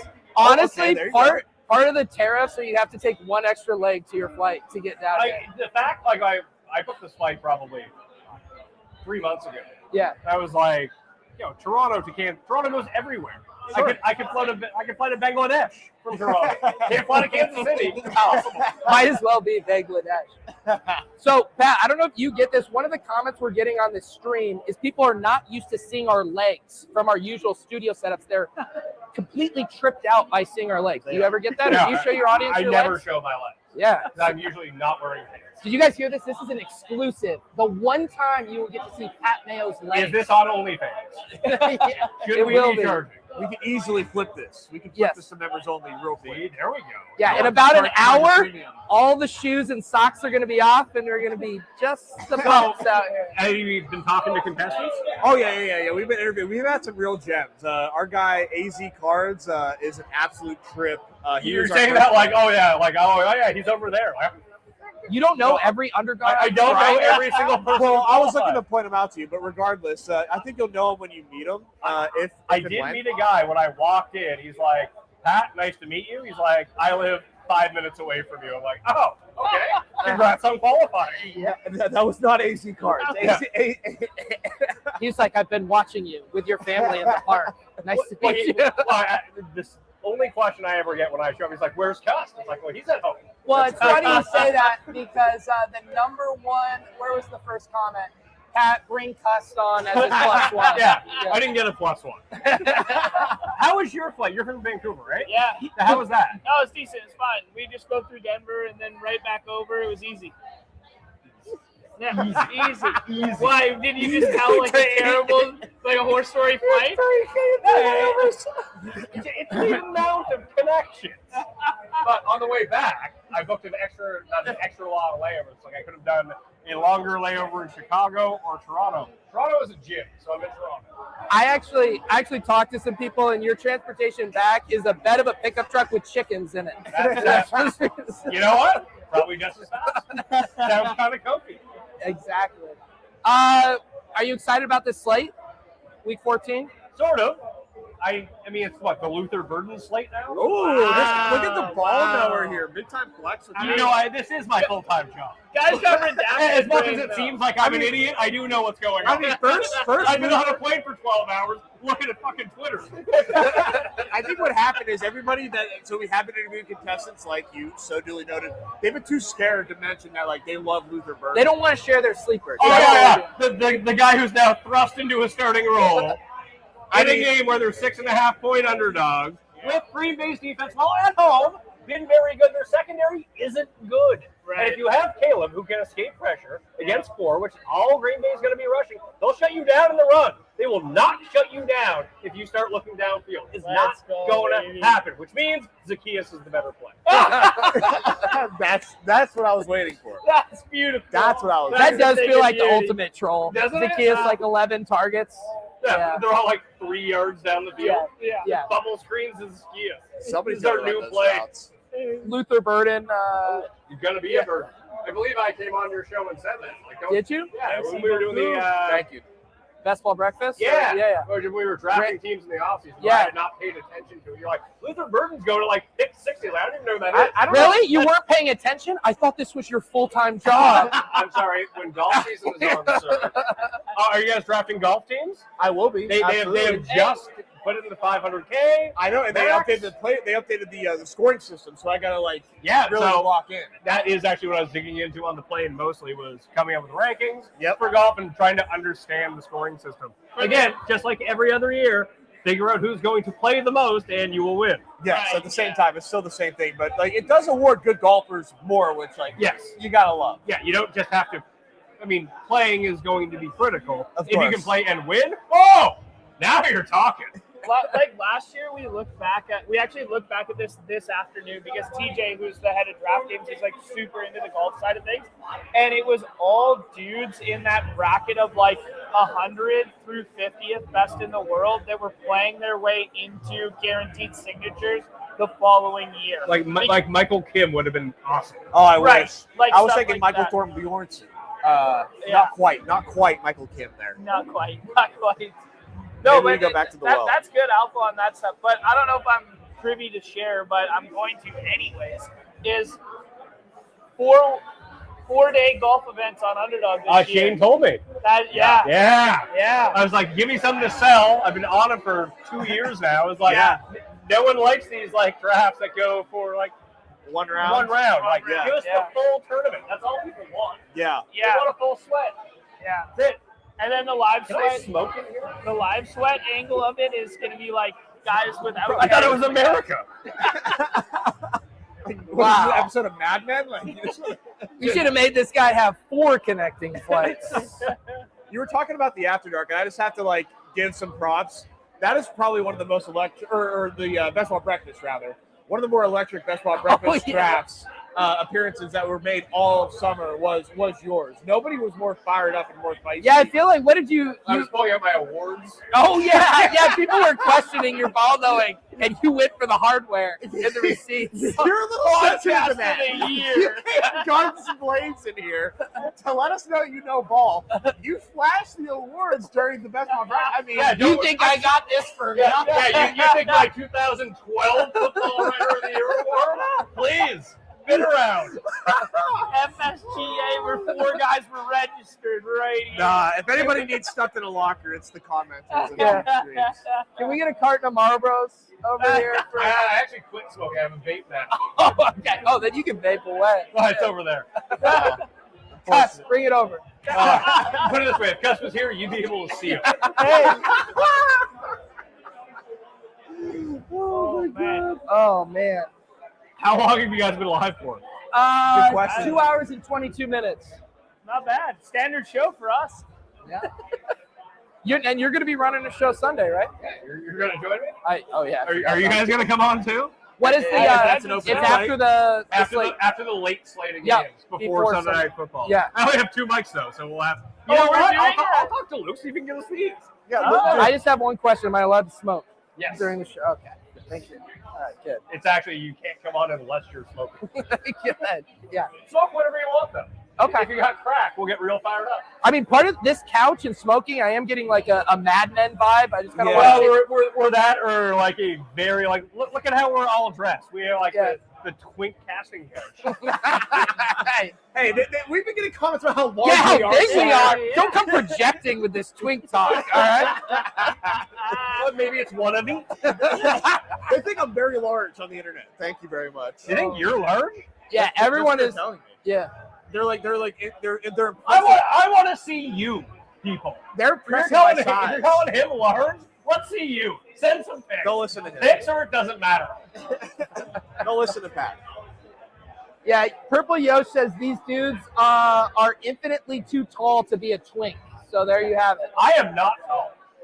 I mean, the camera's not going to be able to tell. I'm taller than Davis, but like. Okay, all right, yeah. I'm. Right. You're a good 6 feet. I am the twink Vidal's height. Put it that way. I'm gonna say Darren Sproles, but I'm a little bit taller than Darren Sproles. You're tall enough that you could say you're 6 feet and like nobody would question No, it. I project 6 feet. Yeah. I am not 6 feet. Once you show that hardware, I'm like, is that dude 7'4"? When I catfished my wife on Tinder, she showed up and she was like, "I thought you'd be taller." I was like, "Well, that's how I angle my camera." I'm sorry. I've heard for guys in the dating game now, like it's a death sentence on the filters where they'll just filter out like sub 5'11", sub like if you're below that, you're just in there. yeah. You have to put your height in.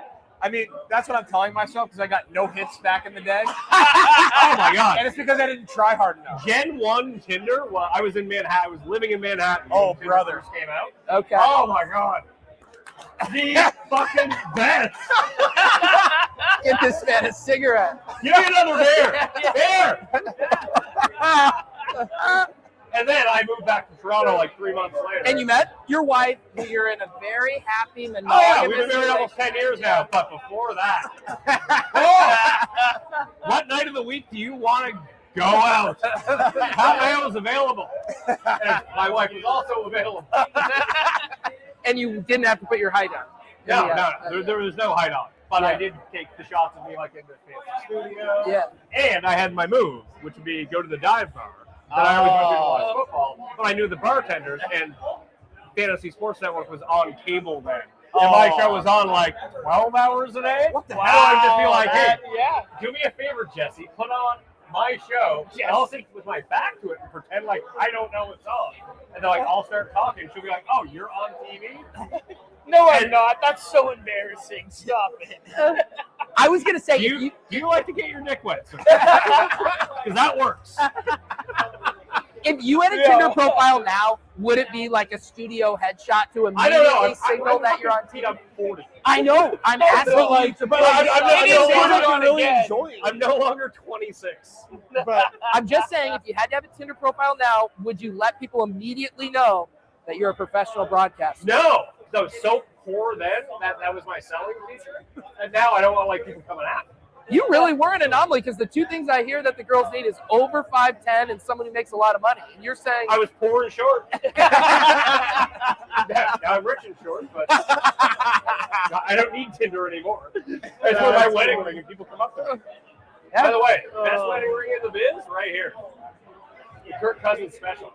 What is this? Rubber band? Silicone. Okay, see, or you could just do me and not wear your wedding ring. You don't wear your wedding ring? I forget. I take it off for any time, like I work out. When I'm out of town, I forget to. You have one of those? And I'm on KC Tinder tonight. Brandon, sure. You don't have to take this off, work it out. I don't. What if I just don't ever have to put on a fake ring? That's great. I never got a real one. Is this what, when you leave the house, you're like, honey, I got it on? Always. I actually kind of like enjoy it now. Yeah. But I bought 20 of them for like $32. Now I'm starting to wonder if that hardware you were showing us was real too. That's glass. maybe not that. It's like plastic glass. Yeah. The FSWA does not have all the bucks. I paid like $40 15 years ago. That's all I've ever paid for. There you go. I don't know where they get the money from. I like to be a little flashy with mine. I'm not gonna lie. I like the actual. Well, you're gold. fucking looking good here. Yeah. Let's watch. Matchy. I mean, it's Is that a digital. Rolex? Yeah, it is. Or is that a Swatch? Oh, sorry, it's a Timex. They can't tell. But yeah, it's the glow Timex. They can't see it, but you're absolutely right. But it does match your ring. It does, and it makes you look like an inch taller too. Does it? Yeah. Are you short? I'm not, and I'm proud to say. Why are you acting like you can't tell? You think everyone's sitting down? Everyone's like, you're leaning, and I'm leaning, and when I'm on stream and I'm sat, people think I guess I exude short king energy, and then when I meet people, they're like blown away. They're like, ah! I get the opposite. You exude 6'5" and just project out. Yeah, it's the voice speaking from here. Not here. Here. How tall is Cuss in Feinberg? Feinberg's like my height. Cuss is like 6'3". Okay. Gus is a large individual. Yeah. 6'3", he's like 6'3", 320. Yeah. Coming at you. Yeah. He still cannot tackle Derrick Henry. Yeah, he should be playing guard somewhere. That's Darnell Washington size we're getting up to there. Mount Washington. Mount Washington Enjoys to be. I love that reveal. 311 pounds. And like probably on the lighter end. 7'20". Yeah. They need to just unleash him. I just want to see full-time Darnell Washington, just stiff arm montages. It's totally over for them. We just need to just like feed him. Yeah. It's over. It's totally over for Darnell or for the Steelers. The thing is, Not like, Darnell. Pat Fryermuth could be a really good tight end somewhere that wanted to just feature him. I feel like he is Bush League Jason Witten. Jason Witten had a really good He was, career. but he's the Bush League version. Fryermuth was good for like 4 years. He's done. I'm sorry. No, he's just like Dalton. I mean, like I feel like he's Dalton Kincaid, or maybe Dalton Kincaid's future is Pat Fryermuth. I'm not a Fryermuth guy by any stretch of the imagination. You're not being there in the stadium, being like, moo. Ooh, I mean, it's a shame that he can stand where he stood. It's just like it's not the same. It's not comparable whatsoever. But he still gets the chance. It's like I do love that they have Fryermuth. They bring in John, and everyone's like, all right, here we go. John, who's like one of the best tight ends in football last year, and they're like, you know what? We're going to use Darnell Washington, which I don't blame you, but why did you bring in John? Why do they do half the moves that they make? how about this? How about a Darren Waller swing? Now we're talking. I like Yeah. Darren Waller. I like that game. I think that game is like sneaky fun. I mean, I won a bunch of money last week with Tyrod stack, so Did you? I'm All in. right. We just Okay. you draft Bijan first, and then no one was drafting Tyrod or anything like that on the back end. That's what we're talking about. You have to set it up that way. Like Right. Bijan wasn't going as the first pick, but you could get him any one of the first 5 picks if you wanted to set it up that way. I mean, I didn't know you were with us in the BR streets, Pat. Sneaky. What is this? Is this a signal? It is. Okay.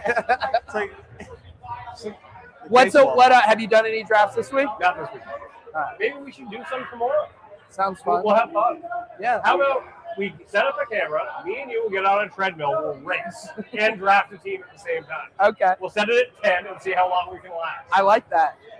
I was thinking too, where we're going to be tomorrow, maybe what's the thing that they do at the parks where the guy, is it Mr. Flash, tries to Mr. Freeze. Mr. Freeze. Yeah, Yeah. Mr. Freeze runs poles along the warning track. Yeah. At an unspoken venue. in That- which we might that be could at be- tomorrow. Doing what with polls? Yeah, poles, pole to pole. The foul poles. The foul Yeah. poles. No, Come on, you were at the World Series. Series. You don't know poles? Poles is outfield fence. What's next? You All don't the know way- what You're going Yeah, to yeah. Kauffman Stadium. Yeah. Oh, Perhaps. That's right. Perhaps. Maybe. I did not know that. Yeah, Do you know what an ODR is? Yeah. OBR? ODR. ODR, no.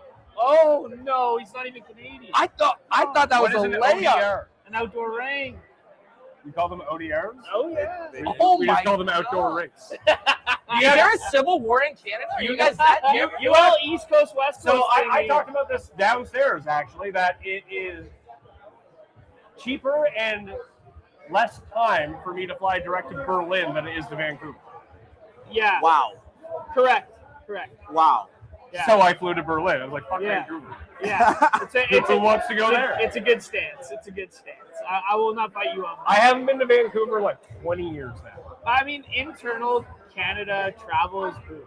Like, it sucks. It's so expensive. It's so expensive. And it's so long. Like Yeah. there's a direct from Halifax. Like the farthest point you can fly to direct is Vancouver to Halifax. So where we're both from, it's a 6.5 hour flight.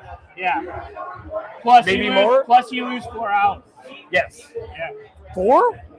Yeah. Yeah, because I'm on Atlantic time. Yeah. I lost 2 hours coming Oh, here. okay. I see what you're Yeah. saying. So I feel for my poor friends in Maine. So I had a lot of friends who went to Bowdoin in Maine. Yeah. They went there to play hockey. And like Maine is, it's just below New Brunswick. Like we have a ferry that goes from Nova Scotia to Maine. It takes like 20 minutes. But they're on Eastern time. So, Yeah. So in the wintertime at like 3:30 p.m. it must be dark. Right. Yeah. Can we get around? I'm You're good. Yeah, I'm working. I'm working. Wow. I'll still be part of the round, though. You'll be a part of the round? Yes. Have a round. Dealer's choice. I know what the choice is. I don't. I asked for the one that tasted most like Coors Light. Yeah, well, that's what we're drinking. I was like, I don't know what any of this stuff is. Give me a normal beer. I said that the first time I went to Treehouse Brewery, and I'm not like a big beer guy, but everyone loves Treehouse, and I thought it'd be really funny to ask the guy there that exact same thing. I was like, what tastes most like a Coors Light? Did not get a laugh. From the guy at Treehouse Brewery. Looking for a laugh. That's what I wanted to order. Like, give me like something that doesn't have blueberry taste at the end. I don't want that. Yeah. Let's box that one out. The feeling of hops, you know what, you're not feeling the pale. So did you came solo? None of the group? Yeah. Yeah. Wife's pregnant at home. Is she? Oh, yeah. Wow. Kid number 3 on the way. Wow. Congratulations. Yeah, thanks. Yeah. Great. You sound thrilled. Yeah, you want to hear about a losing bet? Yeah. So I bet my wife. I was in the camp of no number 3. She was in the camp of number 3. Okay. And we came to an impasse. I was like, I don't want to have a kid. She's like, I want to have a kid. Well, what do we do? I was like, you know what? How about I schedule a vasectomy 3 months from then? Well, 3 months. If it doesn't happen, it doesn't happen. 2 weeks later, pregnant. 2 weeks. I feel like you should have said that vasectomy at least like a month would have been a better line. The similarities between this and my sister's life is uncanny right now because they have their 4th on the way right now, too many. and it was ultimatum from his side too. Schedule a vasectomy as well, like hey, I'm gonna do it. I'm gonna do it. Threatening to do it, and then they had the 4th right before. Same parallels in the same story. That's crazy. I was like, think about the money we'll save by not having more kids. Do you get good tax breaks on multiple kids in Canada like you do here? My wife's the vice president of my company now, so that's our tax break. Oh, okay. She quit her law job to become VP, Mayo Media. Wow. She reads upgrade. the contracts. Yeah. I thought that story was gonna be like you could just like Rochambeau'd it like straight up. By the way, vasectomy, super easy. Yeah, I was gonna. So I didn't know if it was like undergone. Right. It's done. Done. Simple. Did you do like the March Madness? You got to do it so you can sit and watch basketball for a week. I actually scheduled it after. The reason that I got it done when I did, pick the 4 months. Like, well, I don't know if this like gets fucked up. I won't be able to go on like my guys' golf trip. So I'll do it the week after that. I got home, get it ball swapped like that. Yeah. It's fucking crazy. And then it goes back to normal. Yeah. Definitely not a twink, guys. You should see how big these balls are. Not now. They were. I mean, this is maybe an obvious question. They put you under? No. They just lift your shit and they just go boom, boom. It took like 5 minutes. Wow.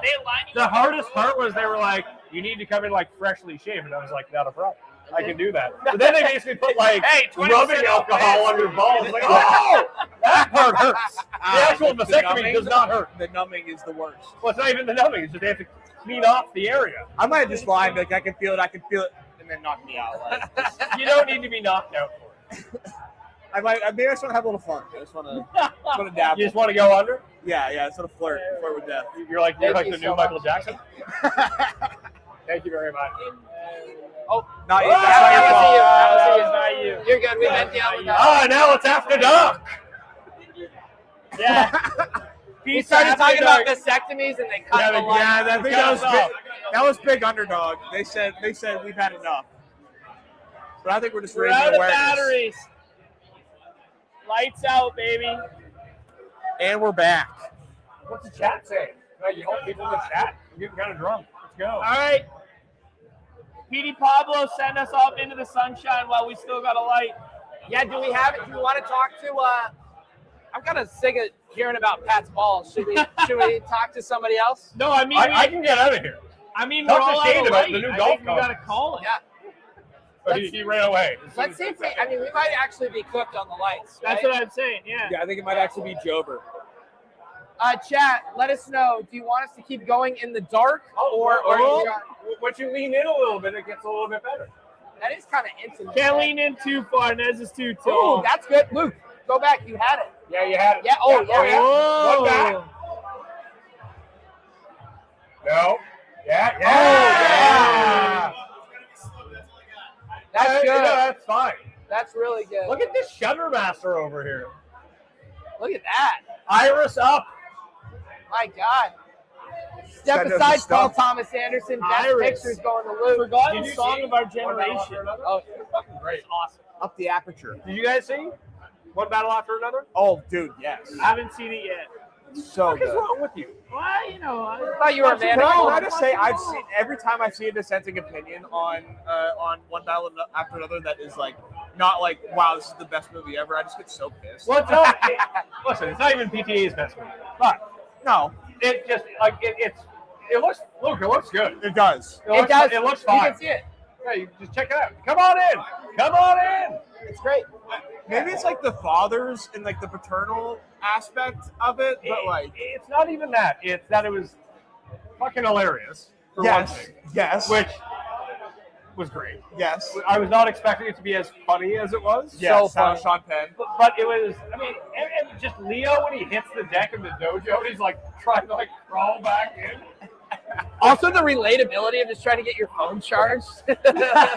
Oh, he goes to plug it in, and Benicio starts yelling at someone else, but Leo thinks he's yelling at him. He unplugs. He's like, "Oh, I didn't know." Benizio's great. And then man. the rolling hills car chase. So sick. Like, it's awesome. No, it's such a good movie, man. To go with Benicio with the little waves into that with the waves of the hill. I left that movie like charged and energized, man. Like that was like So the way That's that I crazy to see described after it, like, 3 hour movies. although the movies have really nothing in common besides propulsion, okay. I thought it was a lot like Mad Max Fury Road. Yeah. Okay. You know, like Mad Max starts and it goes.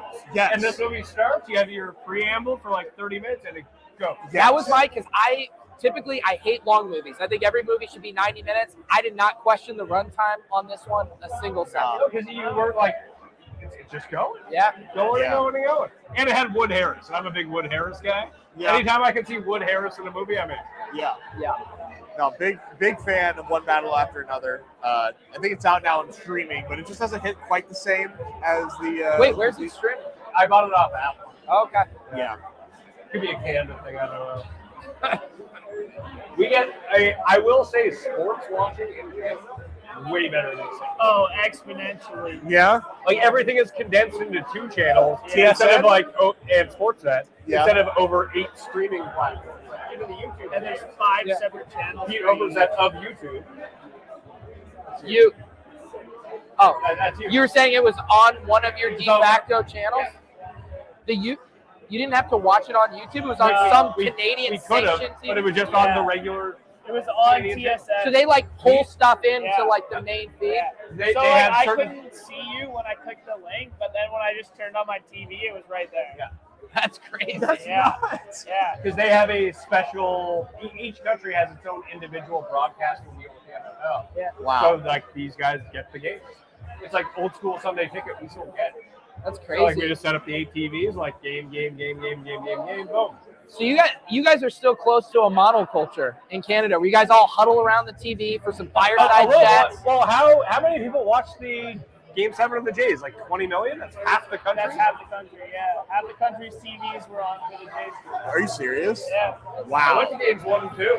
Game 1, a lot of fun. Game 2, a lot of fun. Not because it's on the field. I got the hotel room in Skyno. Oh, I saw you post that's that. so That's awesome. it. I've seen Oh, the that's photos good. of that. It's Yeah. so cool. It was awesome. Those are fun setup. It You was. can open the windows up. You can open the windows. Otani almost hit us in batting practice. Yeah. He hit the window next to like the room Really? next to us. Yeah. But then like the problem is you're not really in the game, Right. so we just Yeah. got absolutely like shit. What about Sure. Feinberg So I had becoming a meme at the final game? He's destined to. Like if the Chargers somehow make the AFC Championship game, he'll go, and the cameras will find him. That was and become a meme. incredible. Well, he got caught earlier on. I think it was like game.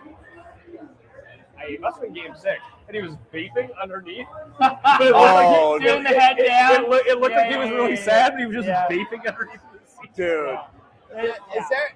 I want to pull Good job this pulling up. up. So I had a buddy who was on the Jays coaching staff for the last 3 years prior to this run. And they fired him, then they got good. No. But he's been with the Mets for a couple of years now. And now the and Mets are terrible. We went to a ball game, and we stayed in there. But then we're getting tickets after or whatever. And he's out in the outfield during BP and whatever. And he used to play. He was a good 10-year AAA guy or whatever. And we just did the hangover from those hotels with the window open. And he's just fucking launching them up there, balls from BP as we were hanging over the window, catching them like that. I just pulled it up on stream so people could see. Oh, there you go. Poor Jeff. So how did he get those seats? That was a whole other question. I believe he was given those. Okay. Jeff knows people. Okay. Jeff knows people. He Yeah. comes from Big Candle Money. Okay. Candle? Candle. That has been a theme of tonight. The is candle. Feinberg. Well, it's the reason we hit Wicks first touchdown on Thanksgiving. Wow, dude, this is all lining The up. signs This are is there. like the signs for the third time. Wow. The signs. Cam Stewart came on the show. We did a live on Thanksgiving. He's like, Jeff, you're the candle man. We got him at Wicks. First touchdown. Wow. Wow. I had no idea. Yeah, that's I how you missed know. that. But the Feinberg Candle Company was like, I guess, the biggest candle company in Wow. Canada for like 50 years. Wow. I didn't know this. but- Okay. Like when you walk into, I don't know, like the CVS and there's candles there, it's like that level of candle. Okay. They were just like ubiquitous around like any store that you would go into. Sure. It's a fine level of candle to be. I don't Yeah. need to be I don't need to be woodwick. That's the I fucking don't money need to- candle Yeah, right that's there. exactly. It's everywhere. If it comes down to Feinberg or Yankee Candle, I think I know what side I'm on. Keep that shit up in Canada. They don't do Yankee candles up there. Not the Yankees. No, Freedom Fries, Yankee Candles. Are you still doing Freedom Fries? That's a holdover from 2003? Yeah, we were It just never got changed back. we were talking to one of the plus ones, and he was saying that he went to Oktoberfest, but he said I went to Beer Fest. And his friend was like, "You mean Oktoberfest?" And I was like, "That's a Freedom Fry guy right there." He was like, "I ain't calling it Oktoberfest. It's Beer Fest." Hell yeah. Well, Pat, we will definitely do we'll do the stream on Sunday. What are we going to kick that off? Like 7 p.m. Eastern? Yeah, like 7:15 Yeah. Eastern time. Okay. On Mayo Media Network, it'll be Pete and I. If you guys would come and join us, it'd be great. More than happy to, man. Do something like this. We get some spreads for the next week. Love that. I Great. say we get some Black and Milds. I think you're saying, well, you should get blackout. That's Sure. it. Well, Yeah. Yeah, I mean, You that can might, do blackface. We'll get blackout. Yeah. And we'll see who can get canceled. John, first. you want to grab another? Yes. Yeah. We're gonna Wanna keep grab- going? Yeah, you get Anyone want to be a guest? Yeah. Yeah, you're in. Tag you in. Oh, This guy- AMAC wants to come on? Who is this? Another AMAC. Canadian kid. Okay, I gotta let's relieve do it. He's from myself. down the street from me. This Yeah. is the guy who saw you? Yeah. Okay. All right. let's do AMAC's it. another Canadian kid. I'll rig you up. Listen, I haven't got the brush on me. All right, we got AMAC.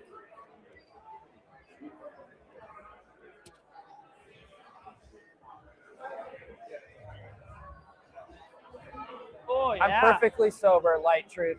Relax. Sorry. Oh my god. Everybody's laugh like do you have a younger brother? I don't know. Okay, no. Represent. Wrong person. Wrong person. So another good old Canadian boy. Just another one. Well, let's quiz him off the top here. AMAC, where's your mic at? You good? I think so. All right. I got set up. by Pat. AMAC's another good East Coast Canadian kid here. What is an ODR? Outdoor rink. Yes, thank you, sir. Thank you. What's another good piece of Canadian trivia, John? I don't know. I'm tapped out, man. I spend way too much time watching ball. Uh, That's all I got. What is the biggest fraud in Canadian history? The biggest fraud. No idea. You don't know that? No, don't know this one. Maple syrup in Quebec. Maple syrup in Quebec. Tapping into the maple syrup trees in Quebec. Wow. Okay. Biggest, there's a Netflix documentary about it. On tapping in the maple Yeah. syrup. Yeah. All right. I once asked I'll hear John on a show, we were doing the randomizer, Yeah. and I had a prompt to go get maple syrup, and he comes out with Aunt Jemima's. The classic Did you say Canadian- your wife was so pissed? Yeah, because come to find out, she had authentic stuff available. I don't know, man. the classic Jemima's? Not the sharpest tool in the shed sometimes. Jemima was from Vancouver, right? Say again? Jemima was from Vancouver. No way. I'll get the fuck out of here. It's like, get the fuck out. So That's good. what's your backstory with Underdog? I've been around for probably, I want to say close to inception. Okay.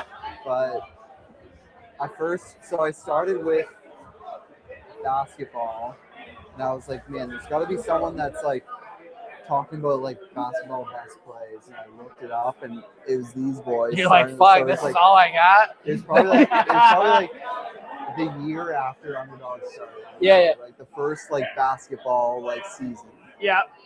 Was when I got into it, and then I started like doing heavy volume like the year afterwards, and then I matched BBM the year afterwards. Yeah. And all that stuff. So you got big in the golf shit too. You were big in the golf.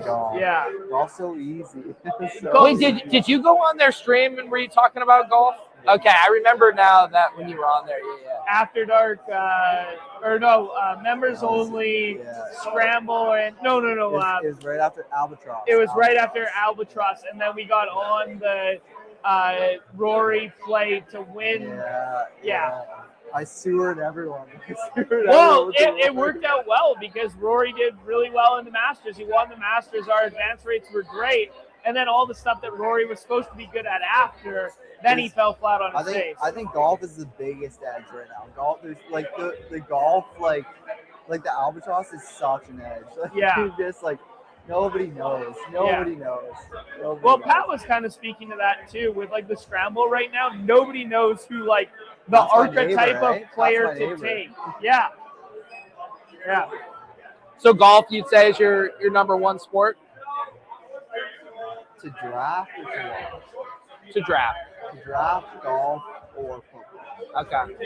To watch, golf. Actually, probably same golf. Yeah. But I mean. And you just randomly live by Pat Mayo, the other golf thought leader? Yeah. Incredible. So I started watching like way back, like probably like 2013, 2014. I started watching like way before.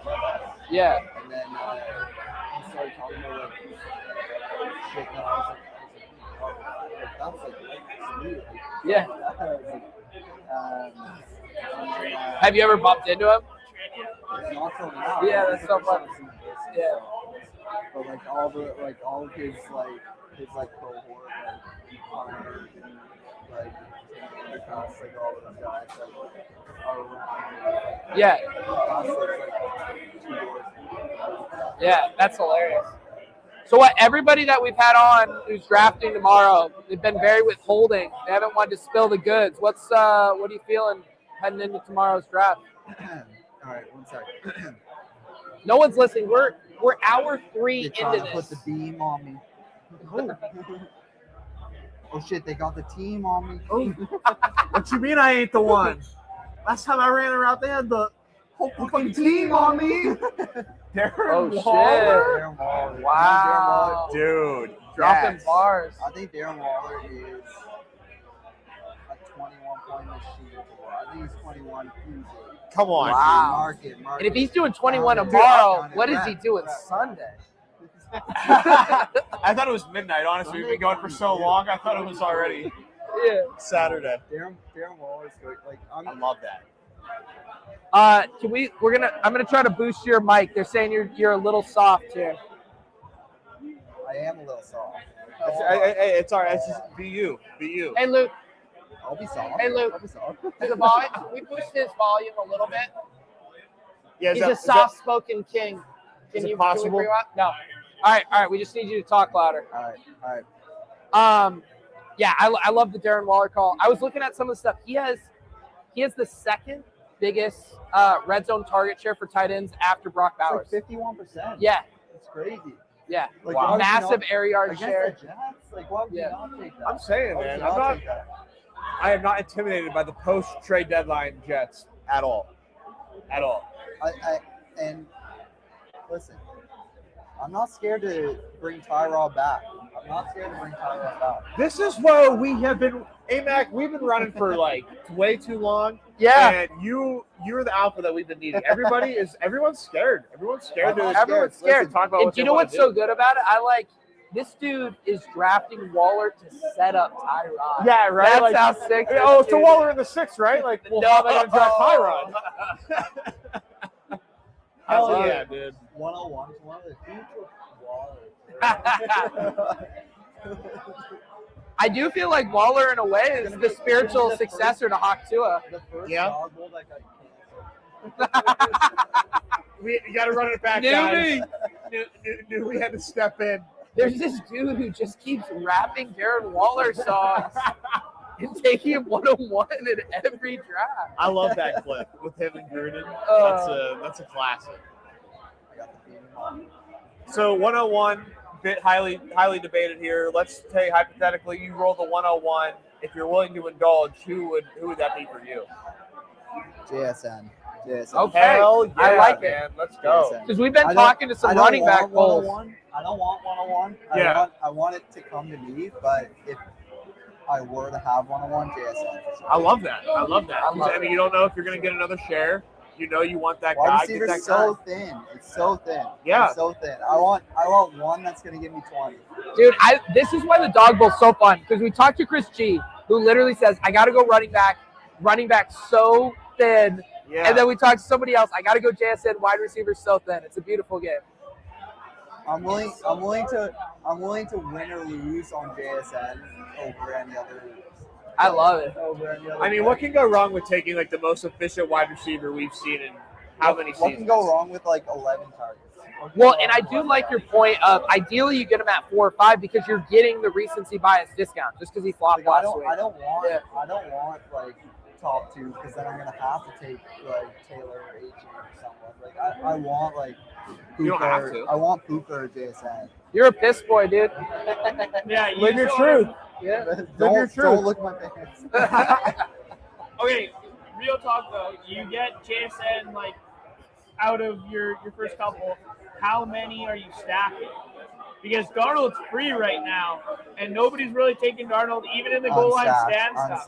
Unstacked. No Darnold. All right. It's hard to stack up JSN when you're going Waller too, I feel brother. like best case scenario. Wait, what? He's going Waller Tyrod. Waller, Just don't tell anybody. Oh, Don't okay. tell Yeah, anyone. so All right. it's hard to take Best case Darnold when you scenario- have Best Tyrod. case scenario. That was- Darnold's I just getting heard the like JSN 17 or portion. 18. Got it. Okay, got it. I heard the JSN Tyrod's portion. I was dropping like 50. I told us that's what we've been waiting for. This is what I've been waiting for. Someone with some conviction in the scroll plays. 2 players with ADPs suppressed. That's Nova Scotia. So who did you bring on your trip? My bitch wife. Sorry. I missed that. Your future Don't wife? make it. I brought my fiance. Wow. That was a joke. That was a joke. Yeah, no, don't worry. It was a good one. It was implied. It was funny. I was like, you either said fiance or ex-wife. I didn't hear bitch wife. Though. No, she seems like a sweetheart. She's a good gal. She's a good gal. She put up with me for 14 hours today. So. What do we think about this offer from Jump Free in the chat? If someone wins with Shadur, I'll send you every dollar I have to my name. Listen. That's Shadur Fannin. How much do we think Jump Free has to net worth? Because that certainly changes the EV. Well, seeing as successful he's been in the NBA streets this year, I'm going to venture to guess not much. Oh, so might not be that much of a bounty. Seeing as how many super chats Jump Free drops off at our doors, not much. I don't know. Seeing as though he works for the Dallas Stars and they haven't won shit in years, perhaps not much, Jump Free. I don't know. Prove me wrong with a super chat one time. Wow. Prove me wrong. Wow. He said. I love Jump. What's wrong with the Dallas Stars? No. I was doing Eggers. That was a full Eggers bit. Yeah, I was going to say, I was about to whisper that was for Eggers, and he did that entirely for Jump Free. Jump Free's net worth, that's actually worth a lot. Okay, Mr. Vancouver Canucks. This dude, how many wobbly pops? Too many wobblies to go Jump Frees and Eggers. Unreal rant right there. It was decent if it was Eggers in the chat. Oh, shit. They got the beam on me. Trying to play defense, trying to drop the Scheme from me. What you mean I ate the one? Last time I ran a route. You pissed off all the chat, John. They had the whole fucking team on. I mean, kind of a bop. That was kind of a bop. He was spitting. I mean, let's be real. He was spitting a little bit. He was did spitting. have the whole fucking team on. They did. They did. I like the call, man. I really do like unironically, like no BS. I really do like Waller this week. Like that. We didn't Dude, like that game. Screaming, we didn't like, talk about that game, but I do like that game. Screaming like 70. Well, we over tried it. to talk Screaming. about that game. Well, it made you tried to talk about There's that no game. defense on either side. Are you going back to either 80? side, right? It's easy. It's easy. You know what? I will just say, I think we just had because last year we had the Darnold moment where it just became obvious. This man just told me it's easy. It's Waller, it's Ty God, it's A.D. Mitchell, it's Waddle. I need to get some more goal line stands ASAP. I respect it. Yeah. Yeah, let's go get some drafts in. Yeah, we should probably. They're taking. They're down. tearing us down. Yeah, they're We're- kicking us off. This is like the ugly lights. The ugly lights are coming on in place, and we're still going. It's about that time. Thanks for coming, everyone. Underdog told us that we had to stream until 4 a.m. to make the party look like it was really popping late into the night. Rudman is behind the camera, just shaking his fist at us. Yeah. He's not intimidating. I'm just kidding. Who are you most intimidated by in the draft streets? Who's the fiercest? Awen? Yeah. Not a Yeah. question, not a question. Just can't trust him. Not a question. He's always never know what up he's to gonna something. do, He's always man. up. He is, Amy. He said hating me earlier, and I was like, hello? I was like, what do you know about me? How do you know who I am?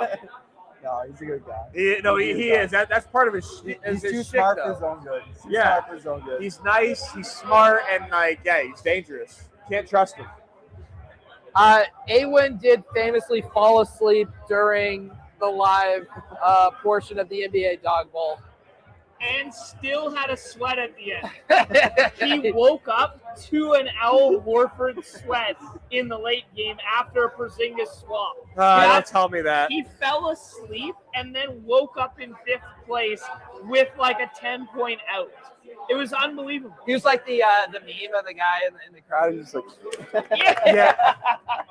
Yeah. Spot on. Spot on. but yeah, let's. We hit the 3-hour mark. I think we did our job. Did we? We hit did. 3 hours? Holy 3 hours. shit. Trust me, Holy. Newbie. I see the analytics here. Yeah. The chat says, Easy says 5 for a goal line stand. Yeah, easy. 5 for a goal line stand.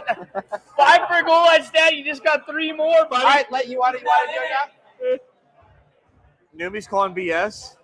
Yeah, he did it. 3. Three. All right, 2 people. Oh my god, I got the fucking ticking right. time bomb. I'm Woof, out. Newbie, woof. Come on, John.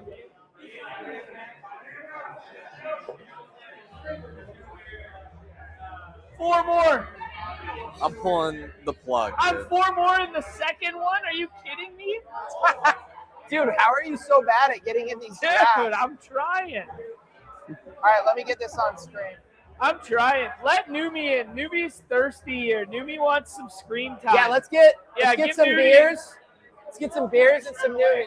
give Newbie the mic, man. I can sub Everybody out. wants I can Newbie. Yeah. sub out. I can sub All right, out. here you go. Hey, Hey, get this. pleasure, bro. Can I tell you, I didn't get to pass along feedback from the chat. Multiple people said you're shipping it. They said you were aura farming, bro. I am. They said I am. they were glazing you. That's what I hard came in here the for. chat. Glazing you. I came here to Orifar. Yeah, and once you said that thing about your wife, then they were like, "Let's go." Give this mic to someone else. Man, you want to talk about dudes who are tapped in right now? Yeah, you're on, Newbie. You want to talk about dudes tapped in right now? We have an overflow draft at the 104, and I see Chris in the 104 in the overflow. Like, Chris left 2 hours ago to get reps up. Like, that's a good Canadian kid who's fucking getting after it. He's going to win 200 dimes, buddy. With JJM? Dude, he is tapped in right now. Dude, I don't know. We'll see. I'm All right. scouting. I'm on the clock. Where's Gunnar Ross? He's like standing right over there, and he's in this draft.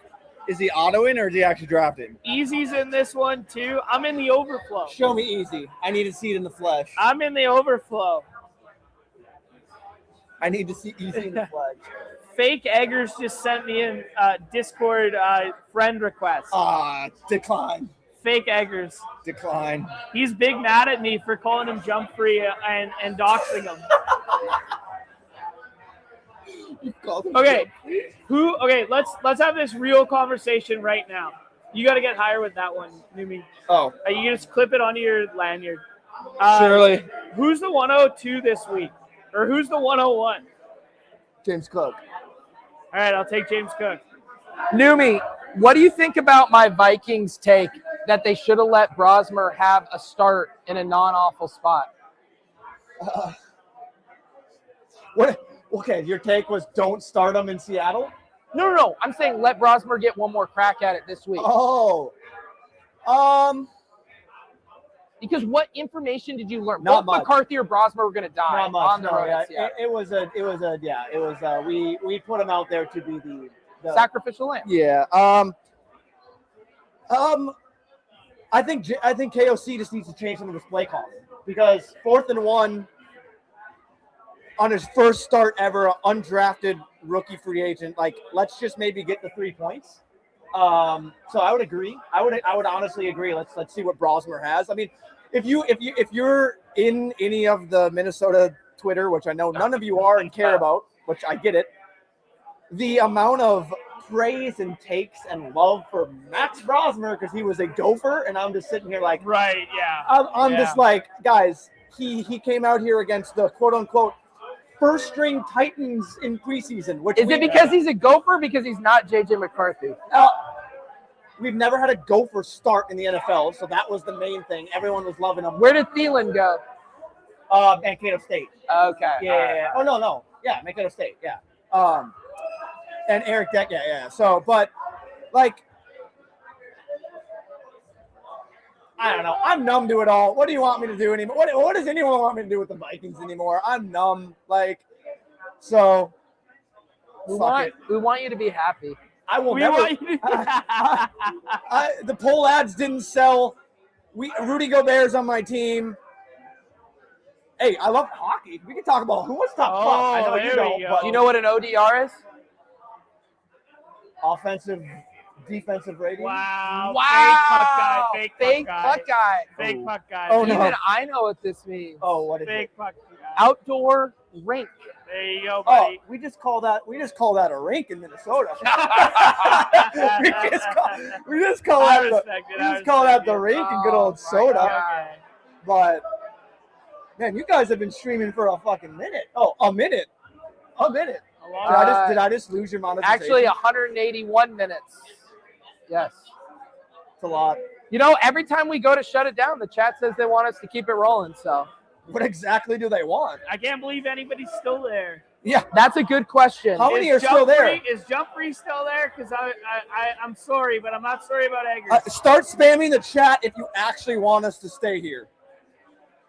Jump Free's now just giving us slang. Dangle, wheel, snipe bar, Mexico Selly. Dangle, snipe, Selly? Okay. Back check, forecheck, something that John hasn't done in his life ever. Back check. I got to make a pick here in a sec.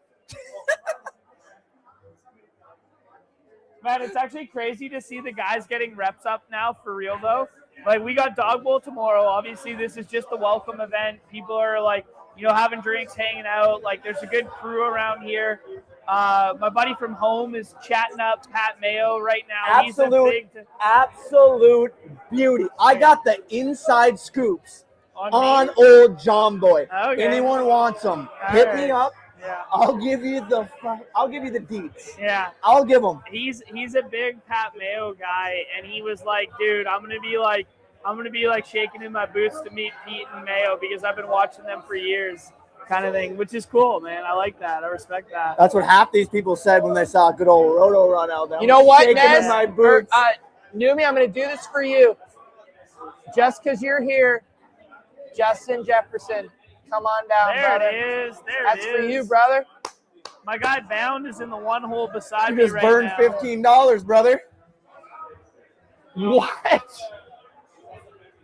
Now, If I could, Wow. if I could pinpoint the one most commonly repeated stack in the goal line stand in the dog bowl this week, I just replicated it right now because I'm. Doesn't sound like you to do the most common thing, brother. Right. Well, I just started that way. He'll ruin it. James Cook, T. Higgins, Joe Burrow. That's going to be hella common. It lines up perfectly. But if you want to know how to get unique after that start, right, stay tuned for what this dude's about to do. Yeah, you guys get ready to learn Noah Fant in the 5th round. Yeah, I'll do one more. Yeah, one more. Thank you. I'm good. Thank you. I'll take a water. Yeah, I'll do a water as well. Thank you. Woo. Oh, water's out here. All right, they're trying. Now we got last call. We're getting the last call. John told us that we could keep the stream going from his hotel room. Yeah. Newbie, what's your number again?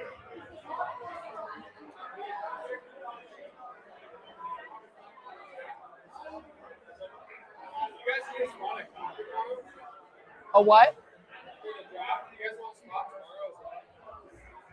We could. I mean, we could, yeah. We can figure it out. There's no Yeah, reason not to, but like. Yeah, let's see. I think it would be. It's probably if it's too much only work interesting if we could also show the boards. So we should probably think about. I'm down to stream the drafts if. Yeah, I think it'd be fun. Yeah, I think it'd be cool. We'll have the URL. I don't know if you're able to.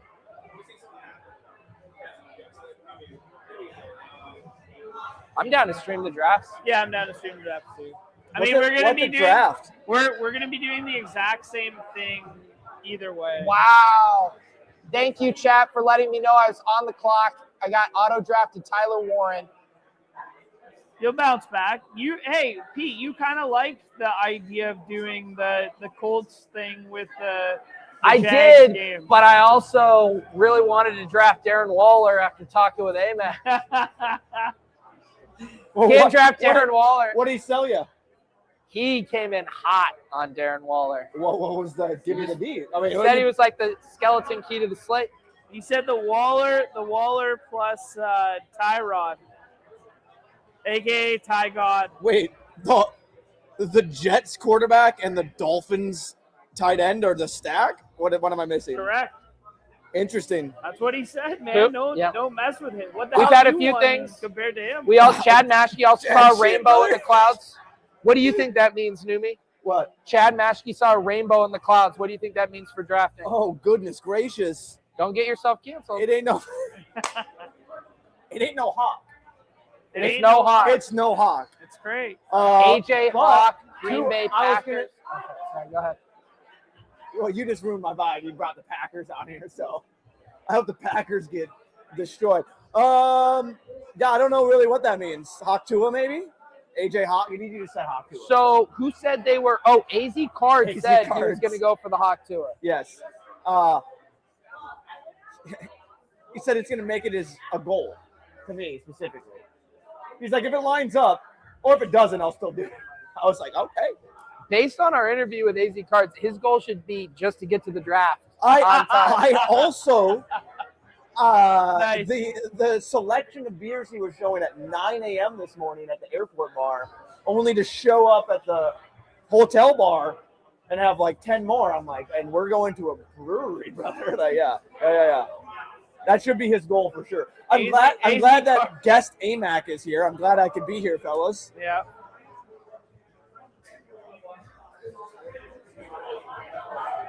Ness Daniel just called it. He said, F it. Nez heard that you were coming on, and he's like, I don't need to talk to this fucking Nez guy. literally came and was like, Numi, get in here, take my spot. I'm like, okay. Pete, to wrap a theme for the evening, he said, I can't hold a candle to Numi coming on stream. There's been lots of candle imagery on this stream. There's been a lot. Has Chad been on here? Yeah.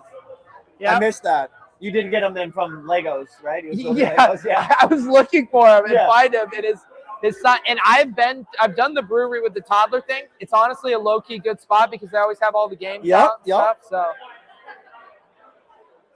Numi, woof. I'm getting a woof. all right, I'm 3 In the picks away. moment. I'm not gonna auto draft this time. A woof, dude. No, I don't want Alkiss.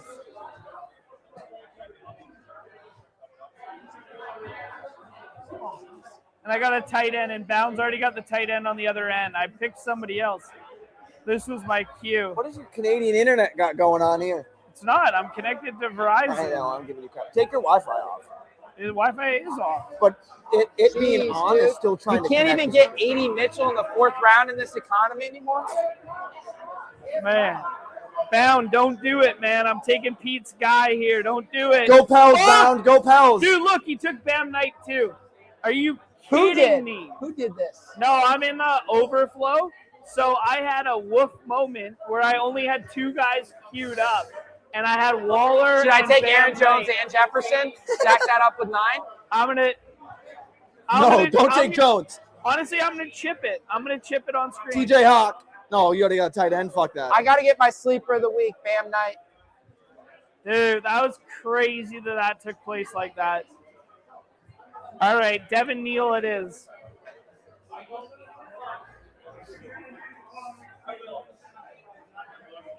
Is Chad still popping off? If by easy every other message, then yes, it's popping off. That's the chat? This is the chat. Oh, we're thriving right now. How do you If you have anything to say to Numi, say it now because he's reading the chat. Yeah. Yeah, what do we got here? Oh, God. I don't know if I want to set that up for this. If you're upset about Numi canceling your buzzer beater draft 4 weeks ago, now's the time to let him know. Now's the time to air them grievances. You'll never get the 12 minutes back that you spent on that $3 draft. It's a great And point. let him know. Okay, I'm back on the clock. Oh, I love it. All right. Will they give me? Will they give me? Huh. Thank you. Thank you so much. Thank you. All right, we went BTJ, and we'll see if we can get. Man, it's actually crazy no, that dude. Numi made me take Darren Waller. Dude, I just boned myself. I see into the future, Numi, and do you want to know what's going to happen? I just set myself up to get Daniel Jones with Tyler Warren or Trevor Lawrence with Brian Thomas, but here's what's going to happen. This guy, Fred, is going to take Trevor Lawrence with Brenton Strange, and Steampunk Mario is going to take Daniel Jones with Alec Pierce, and I'm going to take motherfucking 9 in the last round. It's already foretold, brother. That is the future. Nine's in play, Luke. Yeah, Nine's in play. Nine. I'm going to take Brosmer, and then if I take Brosmer, will it swap to McCarthy? Only if Numi makes sure he rules him out early. Rescue me, Numi. Rescue me. 9 beers deep.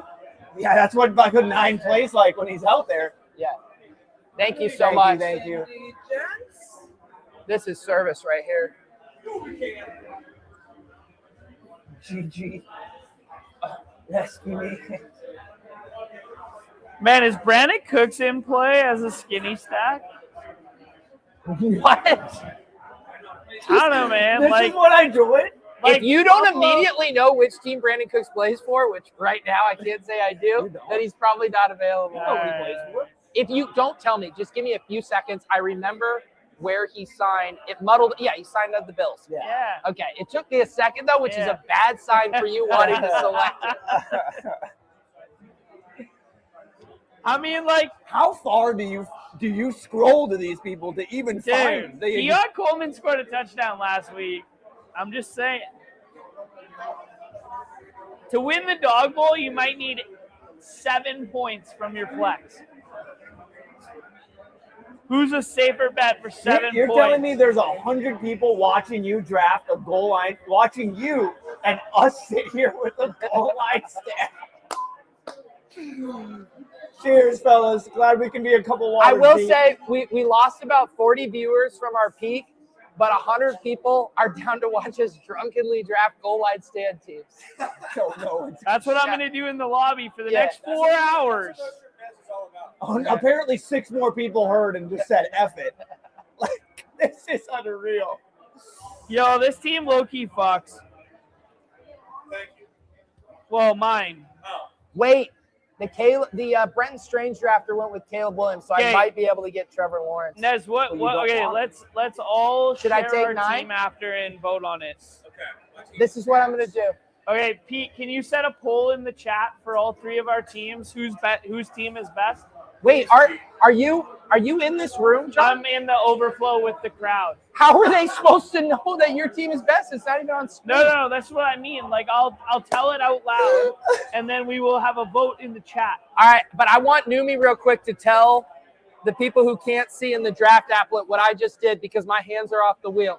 Yeah. All right. So Pete just queued up Trevor Lawrence and JJ McCarthy and put JJ McCarthy at the top of his team. And what did I do with that green button? What green button? I You pushed pushed the plane. the plane, you idiot. Oh, I did not see that. Oh, he pushed the plane. We sure did. Oh God. Could I stack up Trevor Lawrence with Brian Thomas and Tyler Warren bring back? But I took Justin Jefferson. Yeah. Skull.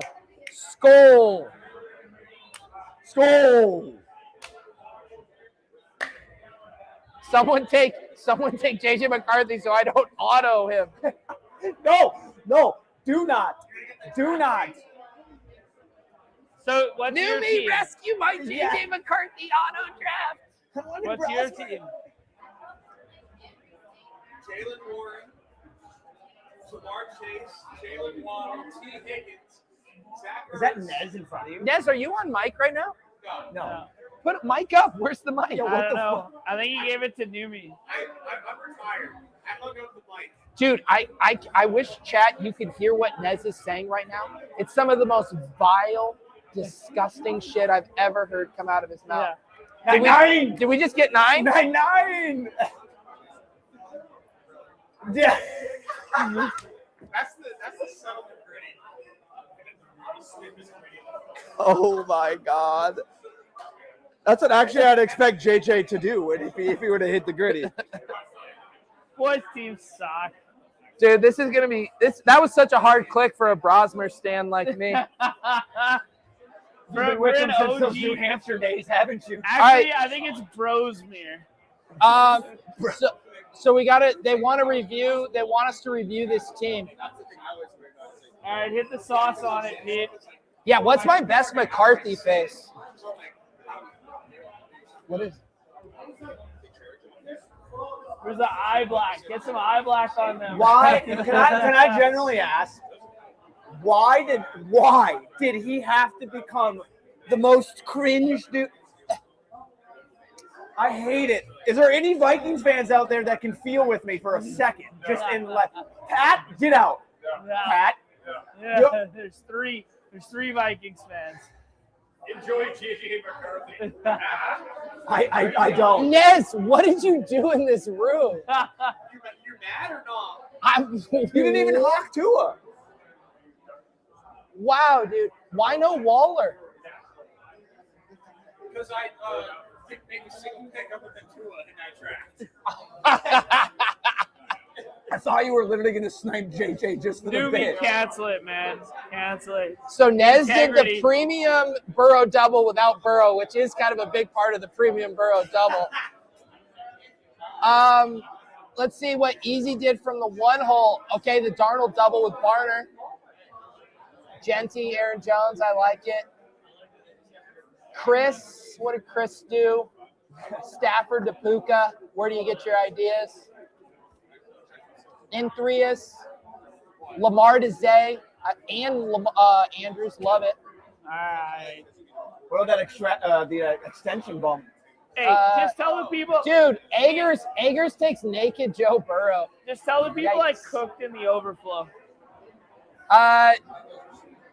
John took Darren Waller in the 4th round in the overflow and want you to know he cooked. I do like late round Chris Godwin. James Cook, T. Higgins, Joe Burrow. So the chalk stack that John was telling you about went and nuked it. Yeah, with that's what I'm saying. Darren Waller in the 4th. Yep. I don't care about the other two I'm okay with, but you didn't need to do Darren Waller in the 4th. I needed to. That's for the brand. That's when I got the Ager said he was in And the then chat, Devin Neal and not Chris going to let Godwin. you get Burrow to protect the integrity of the goal line stand. All monitor Eggers.